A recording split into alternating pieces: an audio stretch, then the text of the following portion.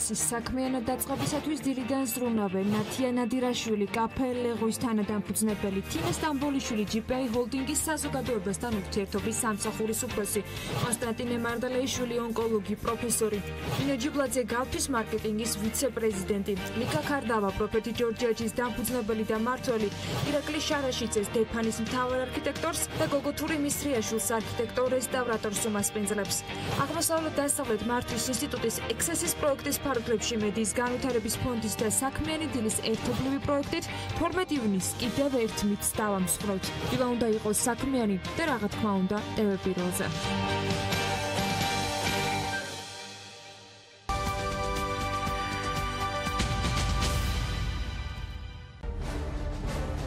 გადაცემის სპონსორია მრავალფუნქციური პროექტი Axis Towers-ი, თანამედროვეობის ახალი სტანდარტი. Axis Towers. გადაცემის გენერალური სპონსორია სამშენებლო მასალების კომპანია Nova. წარმოება, იმპორტი, ექსპორტი. Nova.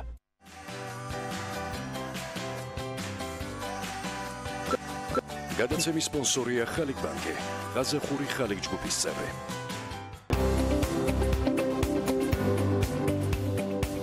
გადაცემის სპონსორია Golf-Card-ი, კორპორატიული ბარათი.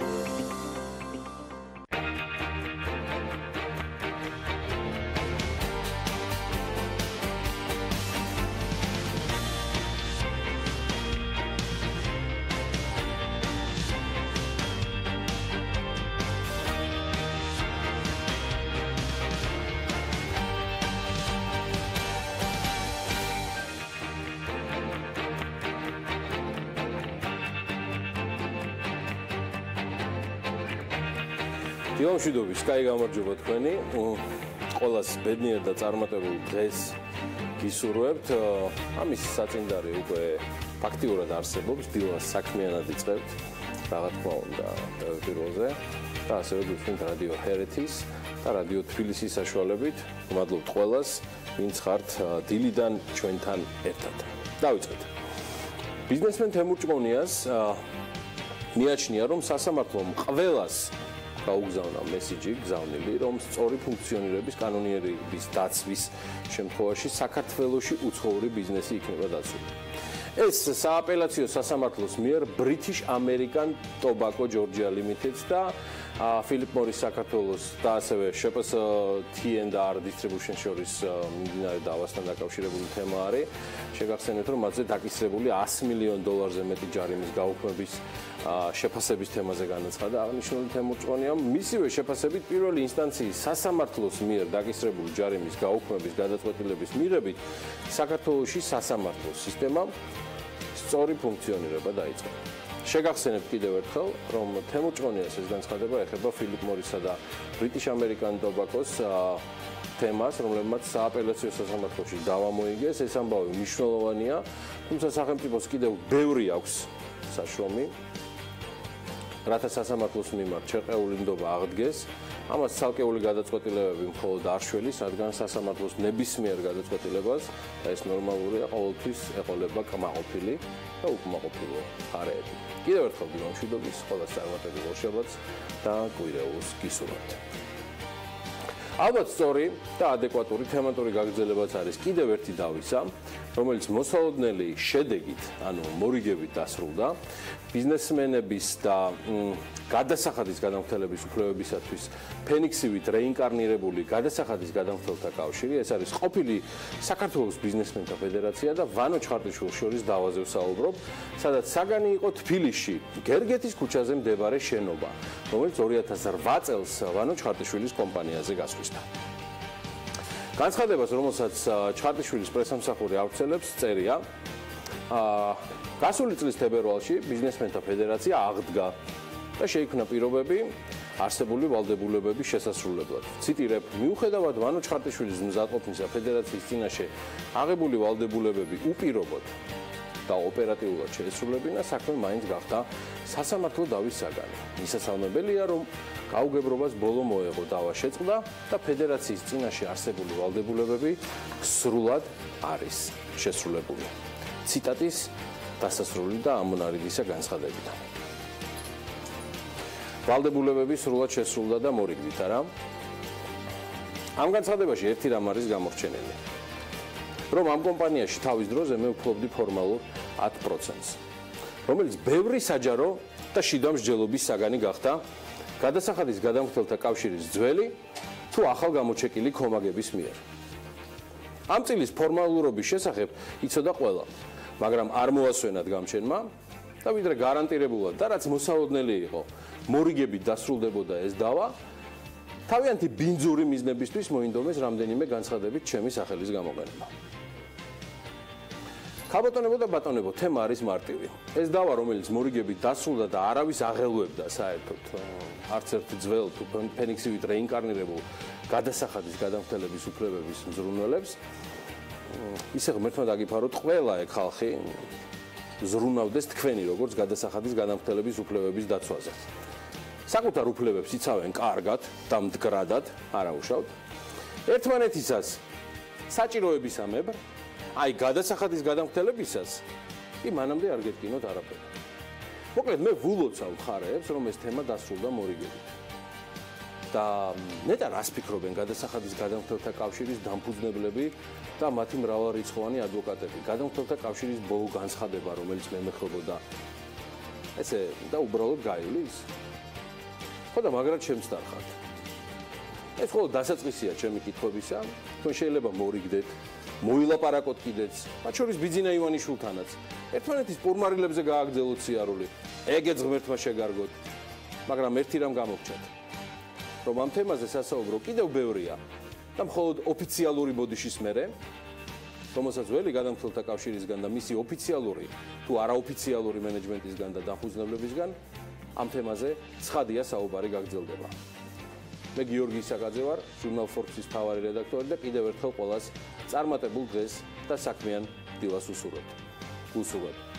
ეხლა უკვე გადავდივარ ანა ლაპიაშვილთან, რომელიც დარწმუნებული ვარ, წყობრად შემეხიდება თავისი პროლოგით ჩემი საკუთარი ერთის მხრივ ხაზგასმულად პირადი პროლოგის ფონზე. დილამშვიდობის გიორგი, მრავლობითით და შემოგიერთები კეთილი სურვილებით. ბედნიერ და წარმატებულ კვირას გისურვებთ ჩვენს მაყურებლებს, რადიო მსმენელებს და არა მხოლოდ ნაყოფიერ კვირასაც, ისეთ წარმატებული შედეგებით თქვენი საქმის დასაწყისისას რომ ჩაითქვით. ჩვენ კი შევეცდებით რომ საინტერესო და საქმიანი დილებით უზრუნველყოფა არ მოგაკლოთ მომდევნო კვირის განმავლობაში და არა მხოლოდ მომდევნო კვირის განმავლობაში. მოკლედ მე ერთის შემილია ჩემო მეგობრებო, რომ უყაითი შრომა არ დავივიწყოთ. ეხლა თქვა ჩვენი დილის მოწოდებების ამარას დატოვებთ ამ ამბავს. სხვათა შორის ეს ცალკეულ დეპუტატებსაც, ანუ ჩვენ კანონმდებლებსაც ეხება. საქართველოს მოსახლეობის მიერ ნარჩევ-არჩეულ კანონმდებლებზეა საუბარი. დილა ადრიან, რომელთა სამუშაო გრაფიკსაც სხვათა შორის ასევე კანონი და შიდა რეგულაციები განსაზღვრავს. უდისციპლინო დეპუტატები საქართველოს არც ერთი მოწვევის პარლამენტისთვის ნამდვილად არ არის უცხო და შესაბამისად ახალი თემა, თუმცა მედია არც აქამდე ყოფილა გულგრილი ამ თემამდე. თუმცა სტატისტიკა სწორედ რომ ანა გააგრძელე. ეს ის თემა, რომელსაც მედია არასოდეს ტოვებს გულგრილს და უყურადღებოდ და პრინციპში არც უნდა ტოვებდეს. მოკლედ, ვინ გვარცხვენს, ჩვენ შედარებით ასაკიანებს პრინციპში ეს სლოგანი შესაძლოა ახსოვდეთ კიდეც, აკუწყორებში გახსოვდეს თიდაფები. ანუ დეპუტატები, რომლებიც გამოირჩევიან სანიმუშო დისციპლინებით და ისინი ვინც უბრალოდ ხშირად აცდენენ. პირველ მარხმა გამოითხოვა ეს ინფორმაცია და თავში უნდა განმარტო, რომ რეგლამენტის მიხედვით პარლამენტის წევრს სხდომის გაცდენა საპატიოდ მხოლოდ რამდენიმე შემთხვევაში ეცვლება, როდესაც საქმე ეხება ოჯახურ მდგომარეობას, ჯანმრთელობის მდგომარეობას ან საზღვარგარეთ მივლინებას და პოლიტიკურ ბოიკოტს. სტატისტიკური მონაცემებიდან კი ჩანს, რომ კანონმდებლების სხდომის გაცდენის მიზეზად ძალიან მარტივად ოჯახურ მდგომარეობას ასეთ ჩანაწერს უთითებენ, თუმცა აქ სხვა დანარჩენი დეტალი არც კანონით არის მოთხოვნილი და არც ისინი ვალდებულებენ თავს, რომ რაიმე დამატებითი განმარტება გააკეთონ. მოკლედ ეს თვითგამართლება დეპუტატებს საშუალებას აძლევს, რომ თვიური სარგო, რომელიც მათ ეკუთვნით, არ აკლდებათ და სხვა შემოსავლებთან ერთად დანაკლისის გარეშე იღებენ ხელფას, რომელსაც წესით საპარლამენტო სამუშაოში უნდა იყავდნენ. თუმცა როგორც გითხარით, ბევრი მათგანი აცდენს ამ სამუშაოს. აი, რომელმა დეპუტატმა რამდენჯერ გააცდინა პარლამენტის ხდომა, ქალბატონებო და ბატონებო, და რომელი პარლამენტარების სახელზე არ ფიქსირდება არც ერთი გასცენა მეცხრე მოწვევის პარლამენტში პირველი სხდომიდან 4 მაისის ჩათვლით პერიოდში ოფიციალური ინფორმაცია არც მეტი არც ნაკლები აი ასე გამოიყურება. ერთიანი ნაციონალური მოძრაობის წევრებიდან ყველაზე მეტი გასცენა ყობა ნაყოფიას აქვს. ჯამში 29 და აქედან 2 არასაპატიოა. მას მოყვება ნიკა მელია 25 გასცენით და აზერ სულეიმანოვი 24 გასცენით. თინა ბოკუჩავას და სალომე სამადაშვილს 14 გასცენა აქვს საქართველოს პარლამენტში.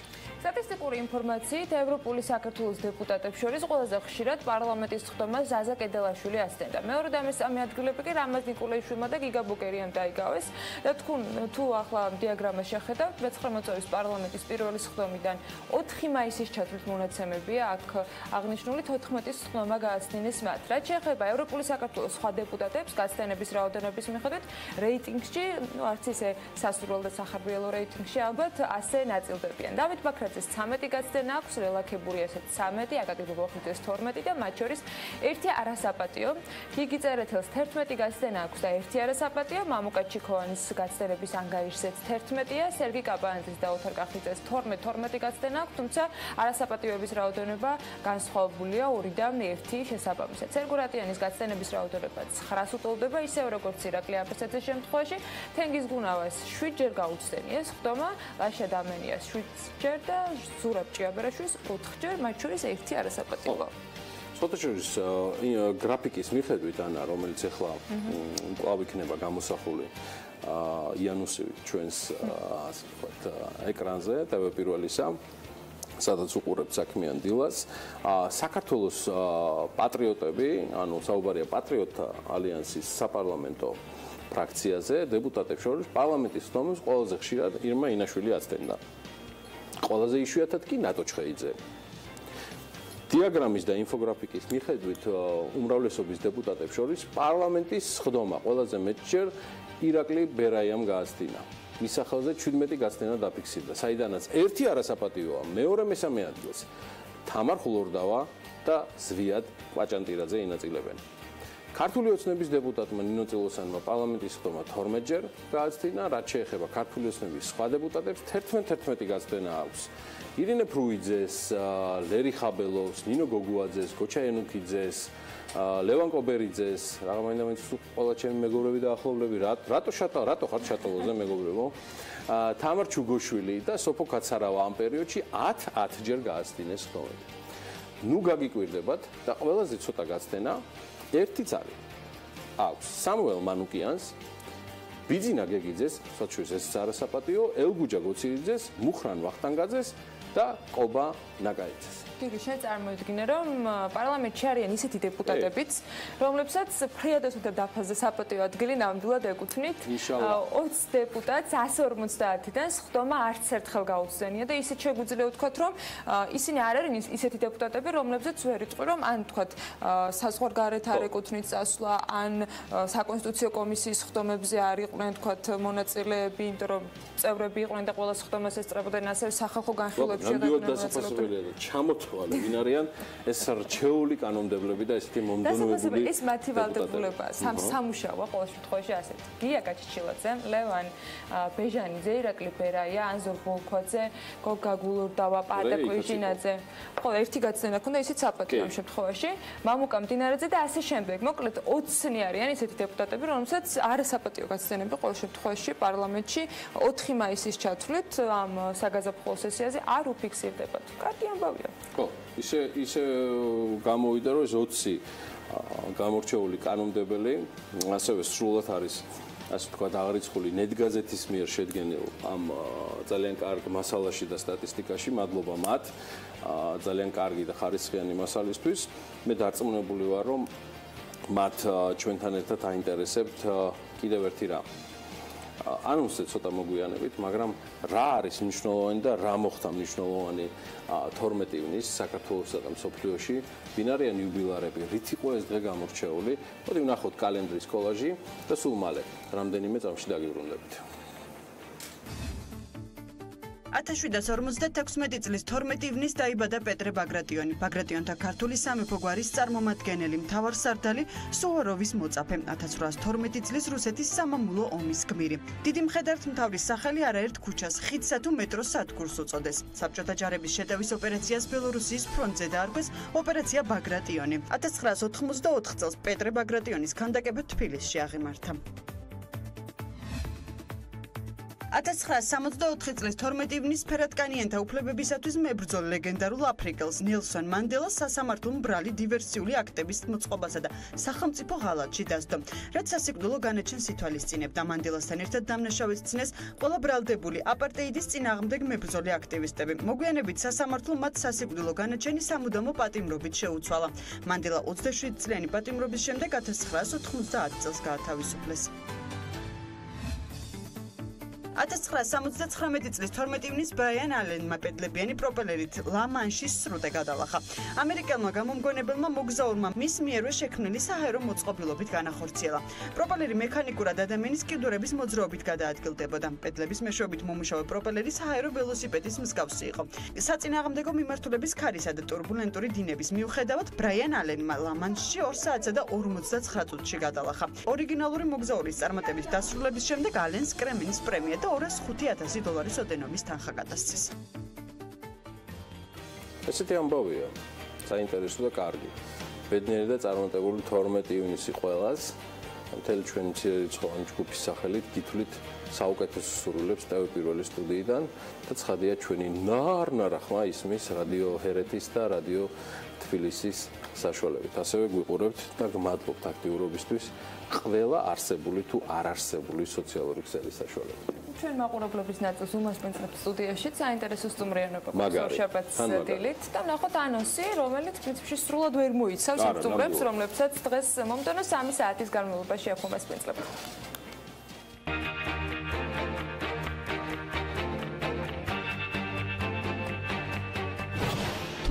ივნისის საქმიანად დაწყებისათვის დილიდან ზრუნავენ ნათია ნადირაშვილი, კაფე ლეღვის თანადამფუძნებელი, თინა სტამბოლიშვილი, GPI ჰოლდინგის საზოგადოებასთან ურთიერთობის სამსახურის უფროსი, კონსტანტინე მარდალეიშვილი, ონკოლოგი, პროფესორი, ნინო ჯიბლაძე, გალფის მარკეტინგის ვიცე-პრეზიდენტი, ლიკა ქარდავა, პროფეტი ჯორჯიაჯის დამფუძნებელი და მმართველი, ირაკლი შარაშიძეს, დეფანის მთავარ არქიტექტორს და გოგოთური მისრიაშვილს, არქიტექტორ რესტავრატორს უმასპინძლებს. აღმოსავლეთ-დასავლეთ მართვის ინსტიტუტის ექსესის პროექტის ფარგლებში მედიის განვითარების ფონდის და საქმიანი დილის ერთობლივი პროექტით 12 ივნის კიდევ ერთ მითს დავამსხვრევთ. დილა უნდა იყოს საქმიანი და რა თქმა უნდა ტევე პირველზე. ესეთი გაუგონარად საინტერესო ტრაფიკია და ესე რომ დაიწყებ ხა ორშაბათს, ხო წარმოგიდგენიათ კვირის ბოლომდე რას ვიღებთ. ამიტომ ყოველ დილით რას რო დააკლდება 5 წუთი მანამდეც, იმიტომ რომ მანამდე საქმის კურსი ჩადღებით წინა დღის მნიშვნელოვანი ამბებისა, გადმორთეთ ტევე პირველზე. ეს თხოვნა არ არის, მხოლოდ რჩევაა, რადგან ყველანი თავისუფალ ხართ არჩევანში. და კიდევ ერთი მიზეზით. ყოველ საათში თქვენ გაიგებთ ბიზნესსა და ეკონომიკაში მიმდინარე ამბების ძალიან საინტერესო საინფორმაციო კოლაჟს, რომელსაც თქვენთვის ანა ლაპიაშვილი ამზადებს. ანა, კიდევ ერთხელ მოგესალმები დილამშვიდობის ჩვენ მუშაობთ პირდაპირ ეთერში. დილამშვიდობის მივესალმები კიდევ ერთხელ ჩვენს მაყურებლებს და რა თქმა უნდა რადიო მსმენელებს და სულ რამდენიმე წამში ბიზნეს სიახლეების პირველი კოლაჟით ვართ ეთერში.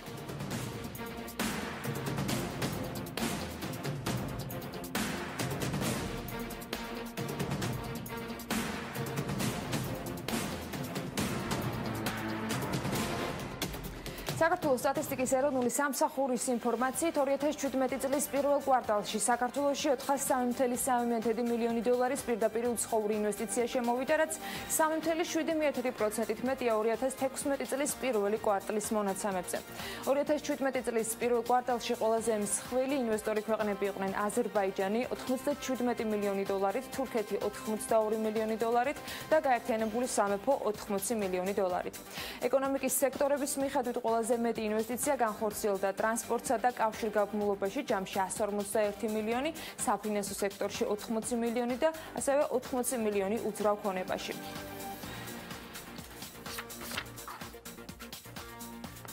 პირდაპირ უცხოური ინვესტიციების თითქმის 4%-იანი ზრდას ეკონომიკის მინისტრი მნიშვნელოვანს უწოდებს. გიორგი გახარია ამბობს, რომ მიუხედავად იმისა, რომ 4%-მდე ზრდა არ არის ძალიან მაღალი მაჩვენებელი, ვინაიდან რეგიონში პირდაპირ უცხოური ინვესტიციების მხრივ ყველგან კლება.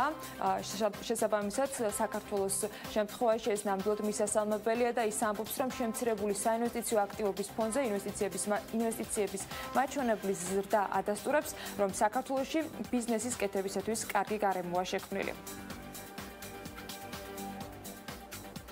2017 წლის პირველ კვარტალში კი ყველაზე მსხვილი ინვესტიცია ტრანსპორტისა და კავშირგაბმულობის სექტორში ჩაიდოდა, როგორც სტატისტიკის ეროვნული სააგენტო იტყობინება, 151,1 მილიონი ამერიკული დოლარი არის აქ თავმოყრილი მთლიანი ინვესტიციების 35% წილით.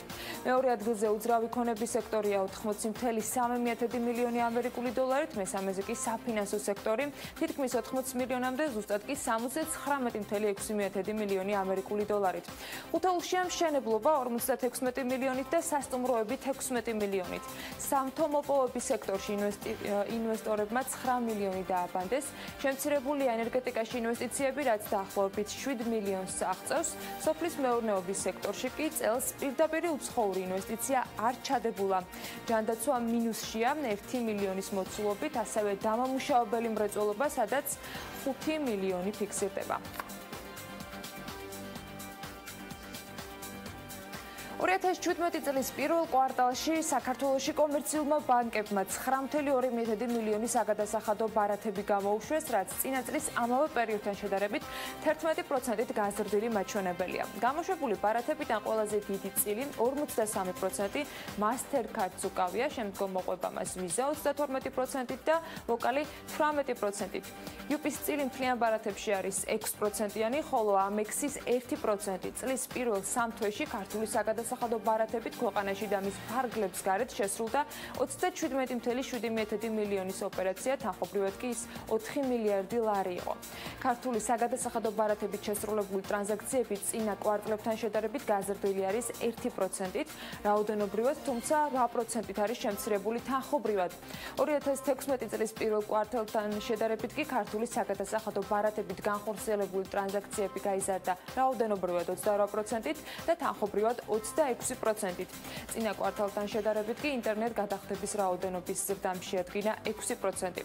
პირველი კვარტლის მონაცემებთან შედარებით, ოღონდ 2016 წლის შემთხვევაში ინტერნეტ გადახდების რაოდენობა გაზრდილია 50%-ით და თანხობრივად ზრდა 73%-იანია.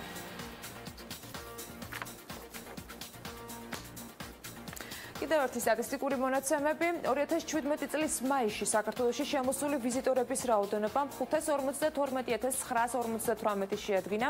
ზრდა წინა წლის მაისთან შედარებით ამ შემთხვევაში 6%-იანია. მაისში ვიზიტორების რაოდენობა ყველაზე მეტად რუსეთიდან გაიზარდა 14,206 კაცით, მეორე ადგილზეა ირანი, საიდანაც 11,515 ვიზიტორით მეტი ჩამოვიდა, ხოლო მესამეზე სომხეთი 9,872-იანი ვიზიტორის ზრდით. ვიზიტორების რაოდენობა ყველაზე მეტად თურქეთიდან შემცირდა 32,891 კაცით, შემცირებით მეორე ადგილზეა არაბთა გაერთიანებული საამიროები, საიდანაც 602 კაცით ნაკლებია შემოსული. სტატისტიკას მქონი მოვჭით პირველი სიახლეებისათვის. საქართველოში კი პირველი მიწისქვეშა გაზსაცავის მშენებლობაზე ინტერესთა გამოხატვა ერთ თვეში გამოცხადდება. ნავთობისა და გაზის კორპორაციის სამეთვალყურო საბჭოს თავმჯდომარის თემურ გოჩიტაშვილის განცხადებით სატენდერო დოკუმენტაცია უკვე შედგენილია. კორპორაციის გადაწყვეტილებით აქამდე დაგეგმილი სამფაზიანი ტენდერის ნაცვლად, რომლის პირველი ფაზაც დამთავრებულია, ერთიანი ტენდერი გამოცხადდება. გოჩიტაშვილი ამბობს, რომ პროექტში მონაწილეობის სურვილი არაერთ კომპანიას აქვს, მათ შორის არის აზერბაიჯანული სოკარიც. ასევე დაინტერესებაა საერთაშორისო საფინანსო კომპანიების მხრიდანაც, მათ შორის ევროპის რეკონსტრუქციისა და განვითარების ბანკის, აზიის განვითარების ბანკის, ევროპის საინვესტიციო ბანკისა და სხვა ფინანსური ინსტიტუტებისაგან. ნავთობისა და გაზის კორპორაციაში თავის მხრივ აღნიშნავენ, რომ პროექტში სახელმწიფოს თანამონაწილეობა მინიმუმ 51%-იანი იქნება. გასაცავის მშენებლობა კი სამგორის სამხრეთი თაღის საბადოზე იგეგმება და არსებული პროექტის თანახმად მასში 300 მილიონ კუბურ მეტრამდე მოცულობის ბუნებრივი გაზის შენახვა იქნება შესაძლებელი. გასაცავის მშენებლობა 2020 წლისათვის უნდა დასრულდეს.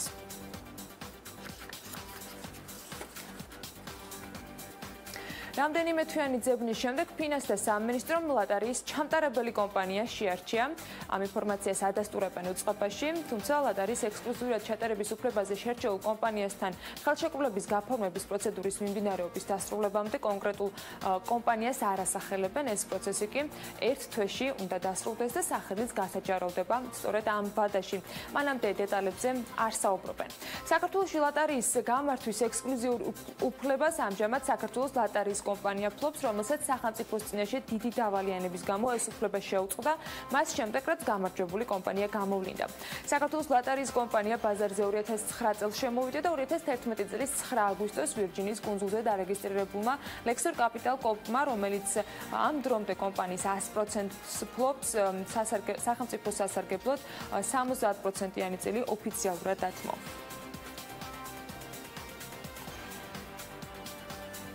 თელავში პირველი ბრენდული 4-ვარსკვლავიანი სასტუმრო Holiday Inn-ის მშენებლობა იწყება. პროექტის სახელმწიფოს პროგრამის აწარმოე საქართველოში ფარგლებში ხორციელდება და როგორც წინასწარ არის ცნობილი, სასტუმრო რუსთაველის 2-ში თელავში 2018 წლის ზაფხულიდან უკვე ამოქმედება.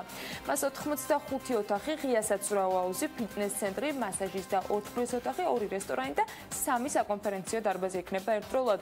ამასთანავე პროექტის ფარგლებში დაგეგმილი არის სარესტორნე ქსელის კახელების პირველი რეგიონული პროექტის გახსნაც და სასტუმროში 70 ადამიანის დასაქმება, მათ გადამზადებას კი სასტუმროს მმართველი საერთაშორისო კომპანია უზრუნველყოფს. თბილისში თამარ მეფის ხიდთან სასტუმრო The Grow Design ჰოტელი გაიხსნა. საერთაშორისო მენეჯმენტ კომპანია Solution Hill მართავს მას და მშენებლობისათვის დაახლოებით 12 მილიონი ლარის ინვესტიცია განხორციელებული. 9 სართულიანი სასტუმრო 39 ნომრისგან იქნება შემდგარი, მას აქვს მოდერნისტული გარემო და ინტერიერი ობიექტების გარეშე, სადაც ავეჯი და ობიექტები კედლებში არის ჩამონტაჟებული. მეხუთე სართულზე კი ტერასაა განთავსებული ხედებით თბილისზე და ასევე სრული აღჭურვილობის საკონფერენციო დარბაზი საქმიანი შეხვედრებისთვის.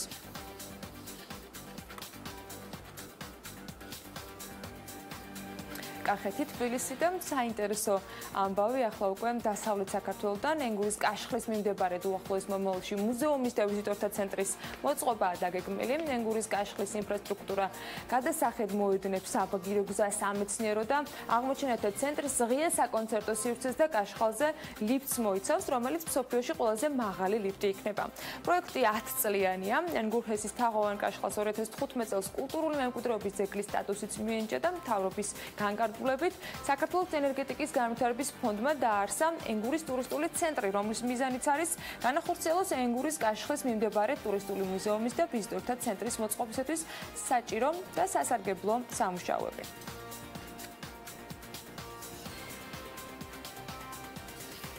ბევრ უცხოელს დავალოდებით ეჭვი მაქვს ენგურთან. ახლა კი გადახვედოთ უკვე რა ხდება საზღვარგარეთ. ალიბაბა ჯგუფის დამფუძნებელი და ჩინეთის უმდიდრესი ადამიანი ერთ ღამეში დაახლოებით 3 მილიარდი დოლარით გამდიდრა, 2 მილიარდ 800 მილიონი. ბლუმბერგის ცნობით, ჯეკმას ქონების ზრდა ალიბაბას აქციების ზრდას უკავშირდება, რაც თავის მხრივ ალიბაბას ჯგუფის გაყიდვის პოზიტიურმა პროგნოზმა განაპირობა. 52 წლის ბიზნესმენის ქონება ამ დროისათვის 41 მილიარდ 800 მილიონი დოლარია და ბლუმბერგის მილიარდერების რეიტინგში მე-14 პოზიციას იკავებს. Forbes კი მისი ქონების ჯამურ რაოდენობად 34 მილიარდს აფასებს და ისიც უნდა აღვნიშნოთ, რომ ალიბაბა შეხვედრებს ძირითადად ინვესტორებთან მართავს და განაგრძობს კიდევ თავისი ქონების ზრდა. ერთ-ერთ ასეთ შეხვედრაზე მან აღნიშნა, რომ არ დაიწყებს კორპორატიული პროგნოზების განხილვას. ამის ნაცვლად თქვა, რომ მისი მიზანია 2036 წლისათვის მსოფლიოში სიდიდით მეხუთე კომპანია გახდეს, რომელიც ჩინეთის საშუალო კლასს მოემსახურება.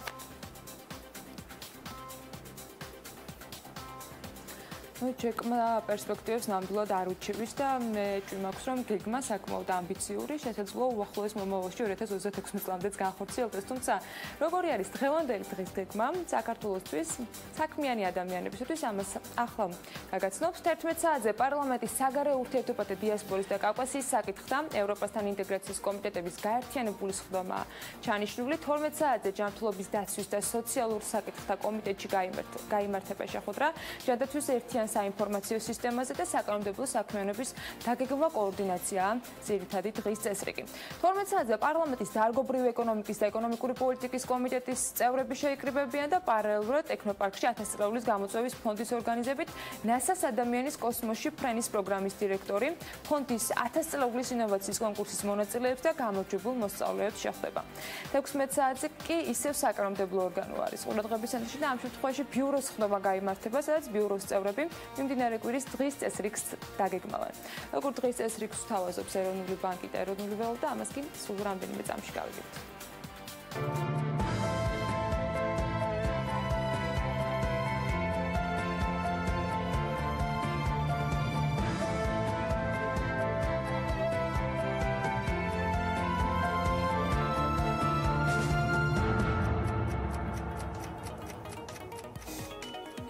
და არ არის შეცვლილი ამერიკის შეერთებული შტატების მიმართება ქართულართან 2.4-ია ისევ პარასკევის ვაჭრობის შედეგები გაუფასურდა ევრო, რომლის კურსი 2.79 არის, ევროს ცვლილება ლარი და 39 თეთრი შეადგინა, გამყარდა თურქული ლირა 78 თეთრი შეადგენს მისი საფასური და გაუფასურდა ფუნტი 3 ლარი და 7 მეასედი თეთრი, აი დაახლოებით ესეა.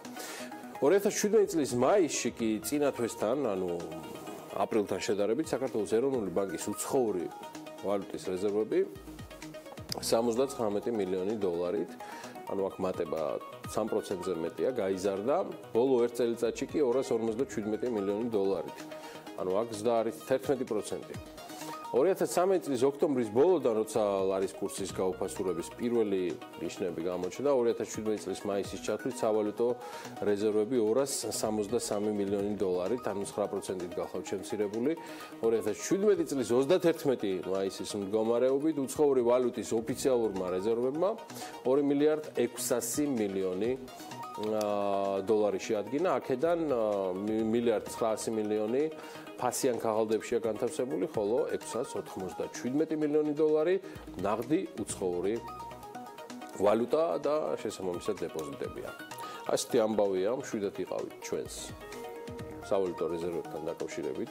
საიმედოდ არის განთავსებულიც, საიმედო ხელშიც არის პატივისცემა ჩემი ასევე საქართველოს ეროვნულ ბანკს, მის მენეჯმენტს და თანამშრომლებს, მაგრამ მათაც კი დარწმუნებული ვარ მე ეროვნული ბანკის თანამშრომლებს აინტერესებთ თუ რა ამინდიგველის და ამაში სრულიად უნიკალური არის SEO დეველოპმენტის და გარემოს ეროვნული სააგენტოს ცნობები.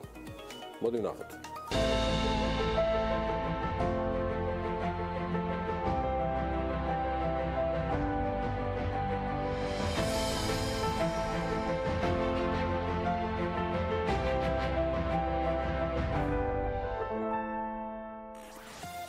Duets ვემატები და მე წარმოგიდგენთ ამინდის პროგნოზს. გარემოს ეროვნული სააგენტოს ინფორმაციით კი ამინდი საქართველოში ძირითადად შავი ზღვის ჩრდილო-დასავლეთიდან მოქმედი შედარებით გრილი და სამხრეთ რაიონებიდან გავრცელებული ცხელი ჰაერის მასების ურთიერთქმედებით იქნება განპირობებული.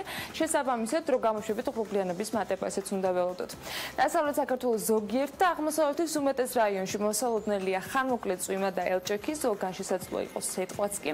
აღმოსავლეთ საქართველოში კი იქროლებს დასავლეთის ძლიერი ქარი. სოხუმში უნალექ ჩაივლის უმეტესად დღე და მაქსიმალური ტემპერატურა 24 გრადუსი იქნება, ბათუმში ხანმოკლე წვიმა მოსალოდნელი და 23 გრადუსი დაფიქსირდება, ისევ როგორც ქობულეთში. ქუთაისშიც ხანმოკლე წვიმას ელოდებიან სინოპტიკოსები და 25 გრადუსს ვარაუდობენ, ზუგდიდშიც ასევე მცირედი წვიმა იქნება და 24 გრადუსი დაფიქსირდება. უნალექოთ ჩაივლის ოზურგეთში დღე და აქაც 24 გრადუსია მოსალოდნელი. ონში 23 გრადუსი იქნება, გორში 25 გრადუსი, ცხინვალში 24 გრადუსი დაფიქსირდება და რუსთავში 29. ახალციხეში 25 გრადუსია მოსალოდნელი და ხანმოკლე წვიმა, ბორჯომშიც ასევე მცირე ნალექი არის დღის განმავლობაში ნავარაუდები და 26 გრადუსი, ბაკურიანში 22 გრადუსი იქნება, ახალქალაქშიც 22 გრადუსი დაფიქსირდება, სტეფანწმინდაში კი 19 გრადუსამდე გათბება მხოლოდ ჰაერი, თელავში 29 გრადუსი იქნება, თუმცა ხანმოკლე წვიმა დღის განმავლობაში ნავარაუდები. რაც შეეხება დედაქალაქს, დრო გამოშვებით ღრუბლიანობა მოიმატებს, შესაძლოა ხანმოკლე წვიმაც იყოს, გაძლიერდება დრო გამოშვებით ჩრდილო-დასავლეთის ქარი, ჰაერის მაქსიმალური ტემპერატურა კი იქნება 28 გრადუსი. ანუ კარგად ვართ რა, ჯამში რო ვთქვათ, ნორმალური სიტუაცია მთელი საქართველოს მასშტაბით. იმის იმედიც მაქვს, რომ არ მიიღებ პრეტენზიებს, რომელსაც ფაქტიურად მე ვიღებ. იმიტომ რომ შენ მაგ დროს შრომ მუდმივად საინფორმაციო ლოკაციაზე დროულად დაბრუნდი და შენ თან უპასუხე გამოტოვებული ქალაქის მაცხოვრებლებს. მადლობა ანალაპიაშვილს, ჩვენ სულ რამდენიმე წუთით ვიზრუნებთ Pirveli შემოსავლებზე და სულ მალე დაგიბრუნდებით სტარტაპერით, ერთ-ერთი გამორჩეული ძალიან საინტერესო რუბრიკა, არანაკლებ საინტერესო და მე მგონი განსაკუთრებულად საინტერესო პერსონალიებით და სუბიექტ ობიექტებით. სულ მალე რამდენიმე წუთში ვართ Pirveli-ზე და ასევე გვისმენთ რადიო ჰერეთის და რადიო თბილისის საშუალებით. დროებით.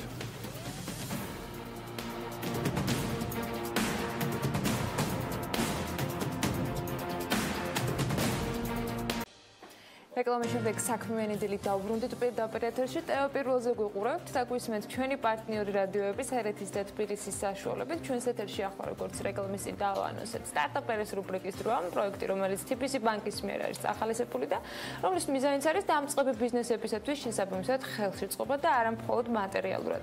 დღევანდელ სტარტაპერს კი უკვე გიორგი გაგოცნობს და საინტერესო სახელის და შინაარსის სტარტაპზე გვექნება სხვათა შორის მომდევნო რამდენიმე წუთის საუბარი.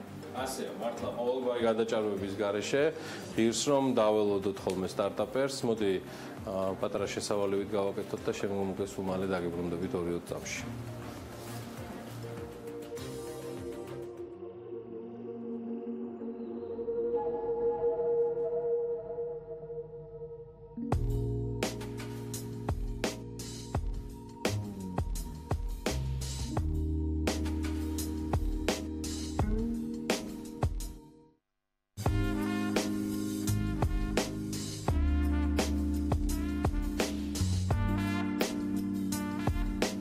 ამ ადგილის რეაბილიტაცია რომ მოხდა, მაშინვე გაჩნდა საჭიროება, იმიტომ რომ ძალიან დიდი ნაკადი მოდიოდა ტურისტების.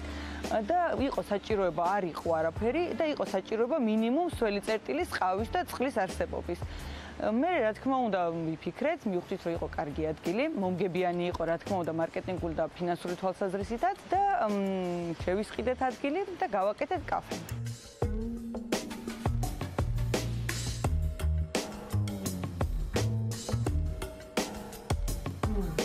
კაფის შინაარსი არის ძალიან საინტერესო. როგორც ხედავთ, ანუ ვიზუალით ძალიან კარგი აქვს, ძალიან ლამაზი და ესეთი შემოქმედებითი.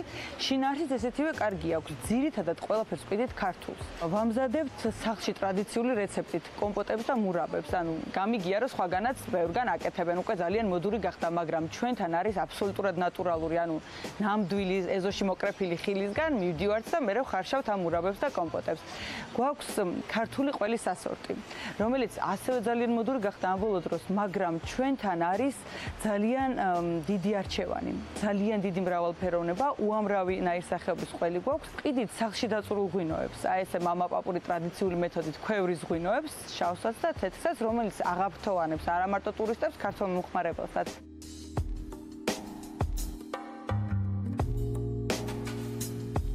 კაფეს დავაქვით ლეღვი, იმიტომ რომ ადგილს ქვია ლეღვთახევი და ლეღვთახევში აუცილებლად უნდა იყოს კაფე ლეღვი.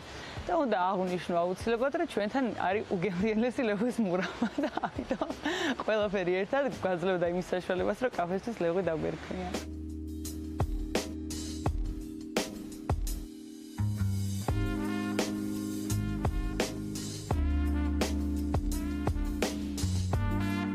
გვაქვს ძალიან კარგი განახლებული მენიუ და ესეც უკვე სამომავლო აღარ არის, უკვე რეალური გახდა და არსებული ეს მენიუ, მაგრამ ეხა უახლოეს მომავალში ზაფხულისთვის გეგმავთ ზედა სართულის ათვისებას, გვინდა რომ ლაუნჯი და საჩილი მოვაწყოთ, რაზეც ასევე მოთხოვნა გაჩნდა, რომ მოდიან კითხულობენ. და ხო გაჩნდა ამის საჭიროება და ჩვენც გადავწყვიტეთ, რომ მეორე სართული ავითვისოთ და ამ მიმართულებითაც განვავითაროთ ეს ჩვენი კაფე და ტურისტებისთვის უფრო ისე გავხადოთ სასიამოვნო ჩვენთან სტუმრობა. ამ კაფის პოპულარიზაციას და ამისთვის აი ეს მოზიდვას და გამრავალფეროვნებას და ხალხისთვის შეყვარებას ვცდილობთ. ეს არის ჩვენი უახლოესი გეგმები.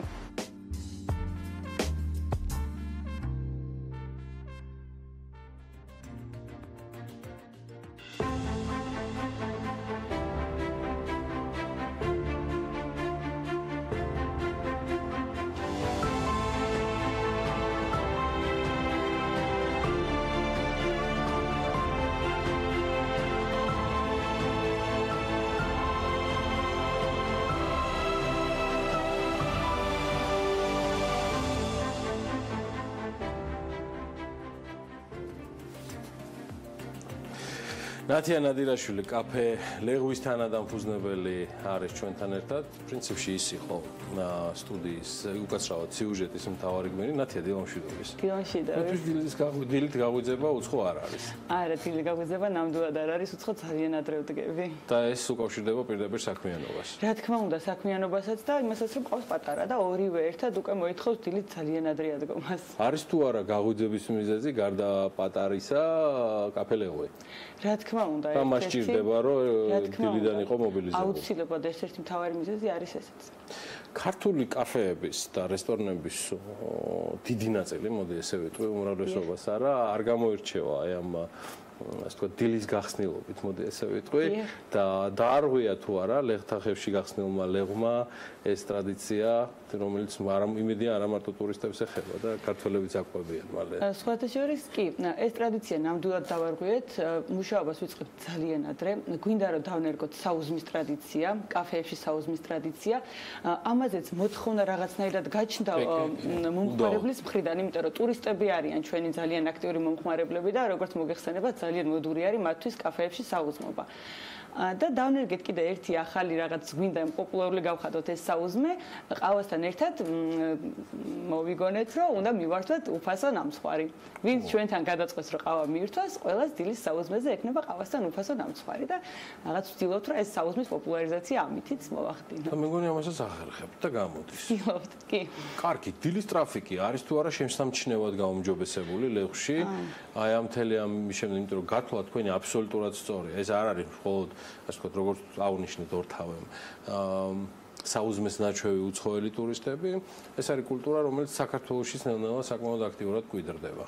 ნამდვილად არის, ნამდვილად მოთხოვნა გაჩნდა ქართველების მხრიდანაც უკვე, რადგან გაჩნდა მოწოდება, ესე მგონია, რომ ათვისება ძალიან სწრაფადვე მოხდა, დაიწყეს ძალიან აქტიურად სიარული ქართველებმა ჩვენს კაფეში სასაუზმოდ. კი, შარშანდელ სეზონთან შედარებით წელს შესამჩნევად არის მომატებული, იმიტომ რომ დილით თუ მობრძანდებით, ნახავთ, რომ დილიდანვე უკვე კაფე არის აქტიურად დატვირთული.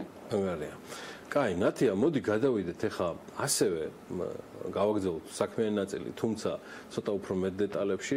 სიუჟეტში ყველაფერი იყო მოცული, სახელიდან დაწყებული, დამთავრებული, არ ვიცი, ყველა დეტალი, თუმცა მინდა ჩაავერთო, მაინც გაჩნდა ოდესღაც ეს იდეა, გაჩნდა კონკრეტული ადამიანების ფანტაზიიდან გამომდინარე და ეს იყო იდეალურად შერჩეული ჩემ პირადი დაკვირვებით, რაც მე ვნახე ტრაფიკიდან და ლოკაციიდან გამომდინარე, რაც არის. იყო თუ არა ეს განმაპირობებელი მთავარი ლეღვთახებში აი ესეთი ობიექტის გახსნისა?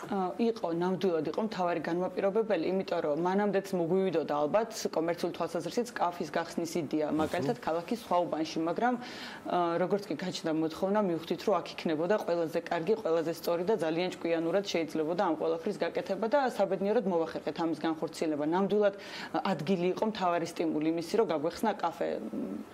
სწორედ ამიტომ შევეცადეთ. მაყურებელი დააკვირდებოდა ნინი ონგურაშვილის სიუჟეტში, ნათია, რომ ყველაფერი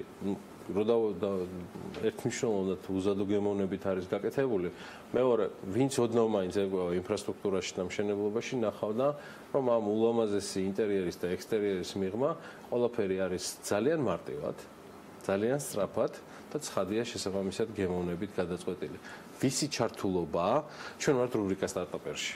კარგად იცი, სადაც ავართ, რომელსაც TBC ბანკთან და მათი მხარდაჭერით ვახორციელებთ და აქ მოდიან ის წარმატებული დამწყები ბიზნესმენები, რომლებიც რეალურად აკეთებენ. ეს ობიექტი ნამდვილად არის, ლეღვი არის ნამდვილად ის ობიექტი, რომელიც გამორჩეულია დღეს ქალაქში.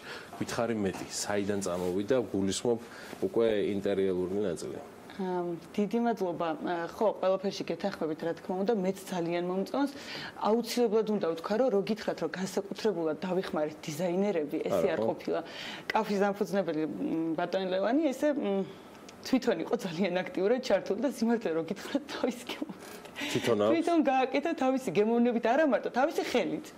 ანუ აი ყველაფერი თითოეული მიჭედებული თარო, თითოეული ჩამოკიდებული რაღაც ესე მოქონდა და ესე კიდევდა და ძირითადად თვითონ გააკეთა. რა თქმა უნდა, რჩევებს ვიღებდით, რა თქმა უნდა, კონსულტაციებს გავდიოდით, მაგრამ რეალურად ძირითადი ძალა ჩვენ თვითონ ვიყავით. თავ და თქვენი კრეატივი არის და ჩვენ თვითონ კი ყველაფერი ჩვენ წარმოვიდგინეთ, როგორ მოგვეწონებოდა რომ ყოფილიყო იქ, სადაც ჩვენ მივიდოდით და აი ესე გავაკეთეთ, ესეთი შევთავაზეთ, როგორიც ჩვენ გვესიამოვნებოდა რომ ყოფილიყო და რაღაცნაირად გაამართლა ამან, ანუ ძალიან კრიტიკული მომხმარებლის თვალით შევხედეთ ყველაფერს და ამან გაამართლა. ნათია, ცოტა მეტი მითხრალი ლევანთან დაკავშირებით და ჩვენს მაყურებელს და რადიომსმენელს, ვინ არის კაფე ლეღვის დამფუძნებელი, რა პარტნიორობით არის წარმოდგენილი და როდის გადაწყვიტა და კონკრეტულად რა საქმიანობს, თქვა კაფე ლეღვის გარდა თუ არის ასეთი. ხო, მოკლედ, ლევანი არის ბიზნესმენი, კაფე ლეღვის გარდა საქმიანობს, აქვს კიდევ მას თალკე საქმიანობა, მაგრამ ამ ეტაპზე ძირითადად ამითია დაკავებული. იმიტომ რომ ძალიან გაგვიტაცა. ლევანის გვარიც კარგი საინტერესო იქნება. ლევან კობიაშვილი. ძალიან კარგი. მე მაინტერესებს ესეთი რა. ანუ ჩართულობა ძალიან ცოტა ადამიანები, რომლებიც ჩართულები არიან ესეთ ობიექტებში, მე ვიცნობ რამდენიმეს, რომ არ მოგატყო და ისეთი ენთუზიაზმით ერთვებიან, რომ შემდგომ უკვე არ ვიცი, თვითონ არიან ავანგარდში, ანუ ამის თვითონ შრომობენ, ამაზე სულ მახსენდება ესეთ ობიექტებზე, მაგალითად შატომერე, გია პირადაშვილი, რომელიც თვითონ უძღვება ყველაფერს თავის არაჩვეულებრივ მეუღლესთან ერთად. აი აგერ გაჩნდა კიდევ ეს მეორე ობიექტი. სიუჟეტში რაც მომაკლდა თქვენი პასუხიდან იცი რა იყო? განვითარება ამ ობიექტის. ანუ თქვენ არ ახართ ძალიან დიდი ხანია ერთის მხრივ გახსნილები და მას შემდეგ რაც შეიძინეთ ობიექტი, უკვე ფიქრობთ მის განვითარებაზე, ლაუნჯზე, დაშენებაზე, ცოტა მეტი განვითარების გეგმაზე. იმიტომ რომ სტარტაპერი არ არის მარტო სტიმული, დილაობის, სტარტაპერი არის განვითარება და ამიტომ გისმენ. განვითარებას რაც შეეხება, მოკლედ ამ ეტაპზე მეორე მსგავსი ტიპის კაფეს გახსნას არ გეგმავთ, რადგან მეორე ლეფთახევი არ არის. მე დასაწყისში საღვნიშნე რომ კაფე არ გავხსენით მხოლოდ იმისთვის, რომ კაფე ყოფილიყო კაფისთვის, კაფე გავხსენით, იმიტომ რომ ამ ადგილას უნდა ყოფილიყო ესეთი კაფე. ამიტომ მეორე კაფის გახსნას ამ ეტაპზე არ ვაპირებთ, ვცდილობთ, რომ ეს უკვე არსებული გავხადოთ უფრო მრავალფეროვანი, უფრო საინტერესო და გავხადოთ პოპულარული და შევაყვაროთ ხალხს, ან მომხმარებელი გავზარდოთ, მომხმარებელი დავაკმაყოფილოთ სრულად, იმიტომ რომ მასშტაბი არ იძლევა ბევრი მასპინძლობის შესაძლებლობას და ამიტომ გვინდა რომ ძირითადი აქცენტი გქონდეს ხარისხზე. სწორედ ამიტომ გადავწყვიტეთ ზედასართულისათვის, რომელიც რეალურად სახურავი იყო, რომ გაჩნდა ესეც მოთხოვნა. ითხოვდნენ, მოდიოდნენ საჩილი, მე უნდა და ცოტა დიდი ხნით უფრო რბილი დასაჯდომები, უფრო სარელაქსაციო და ამიტომ გადავწყვიტეთ მეორე სართულის კეთილმოწყობა. მეტ გაფართოებას, ანუ ესე ფიზიკურ გაფართოებას არ გეგმავთ. თუ გააქვთ უკვე დამფუძნებელ პარტნიორებს, რომელიც შეთანხმებულია გავლილია დედაქალაქის მერიასთან?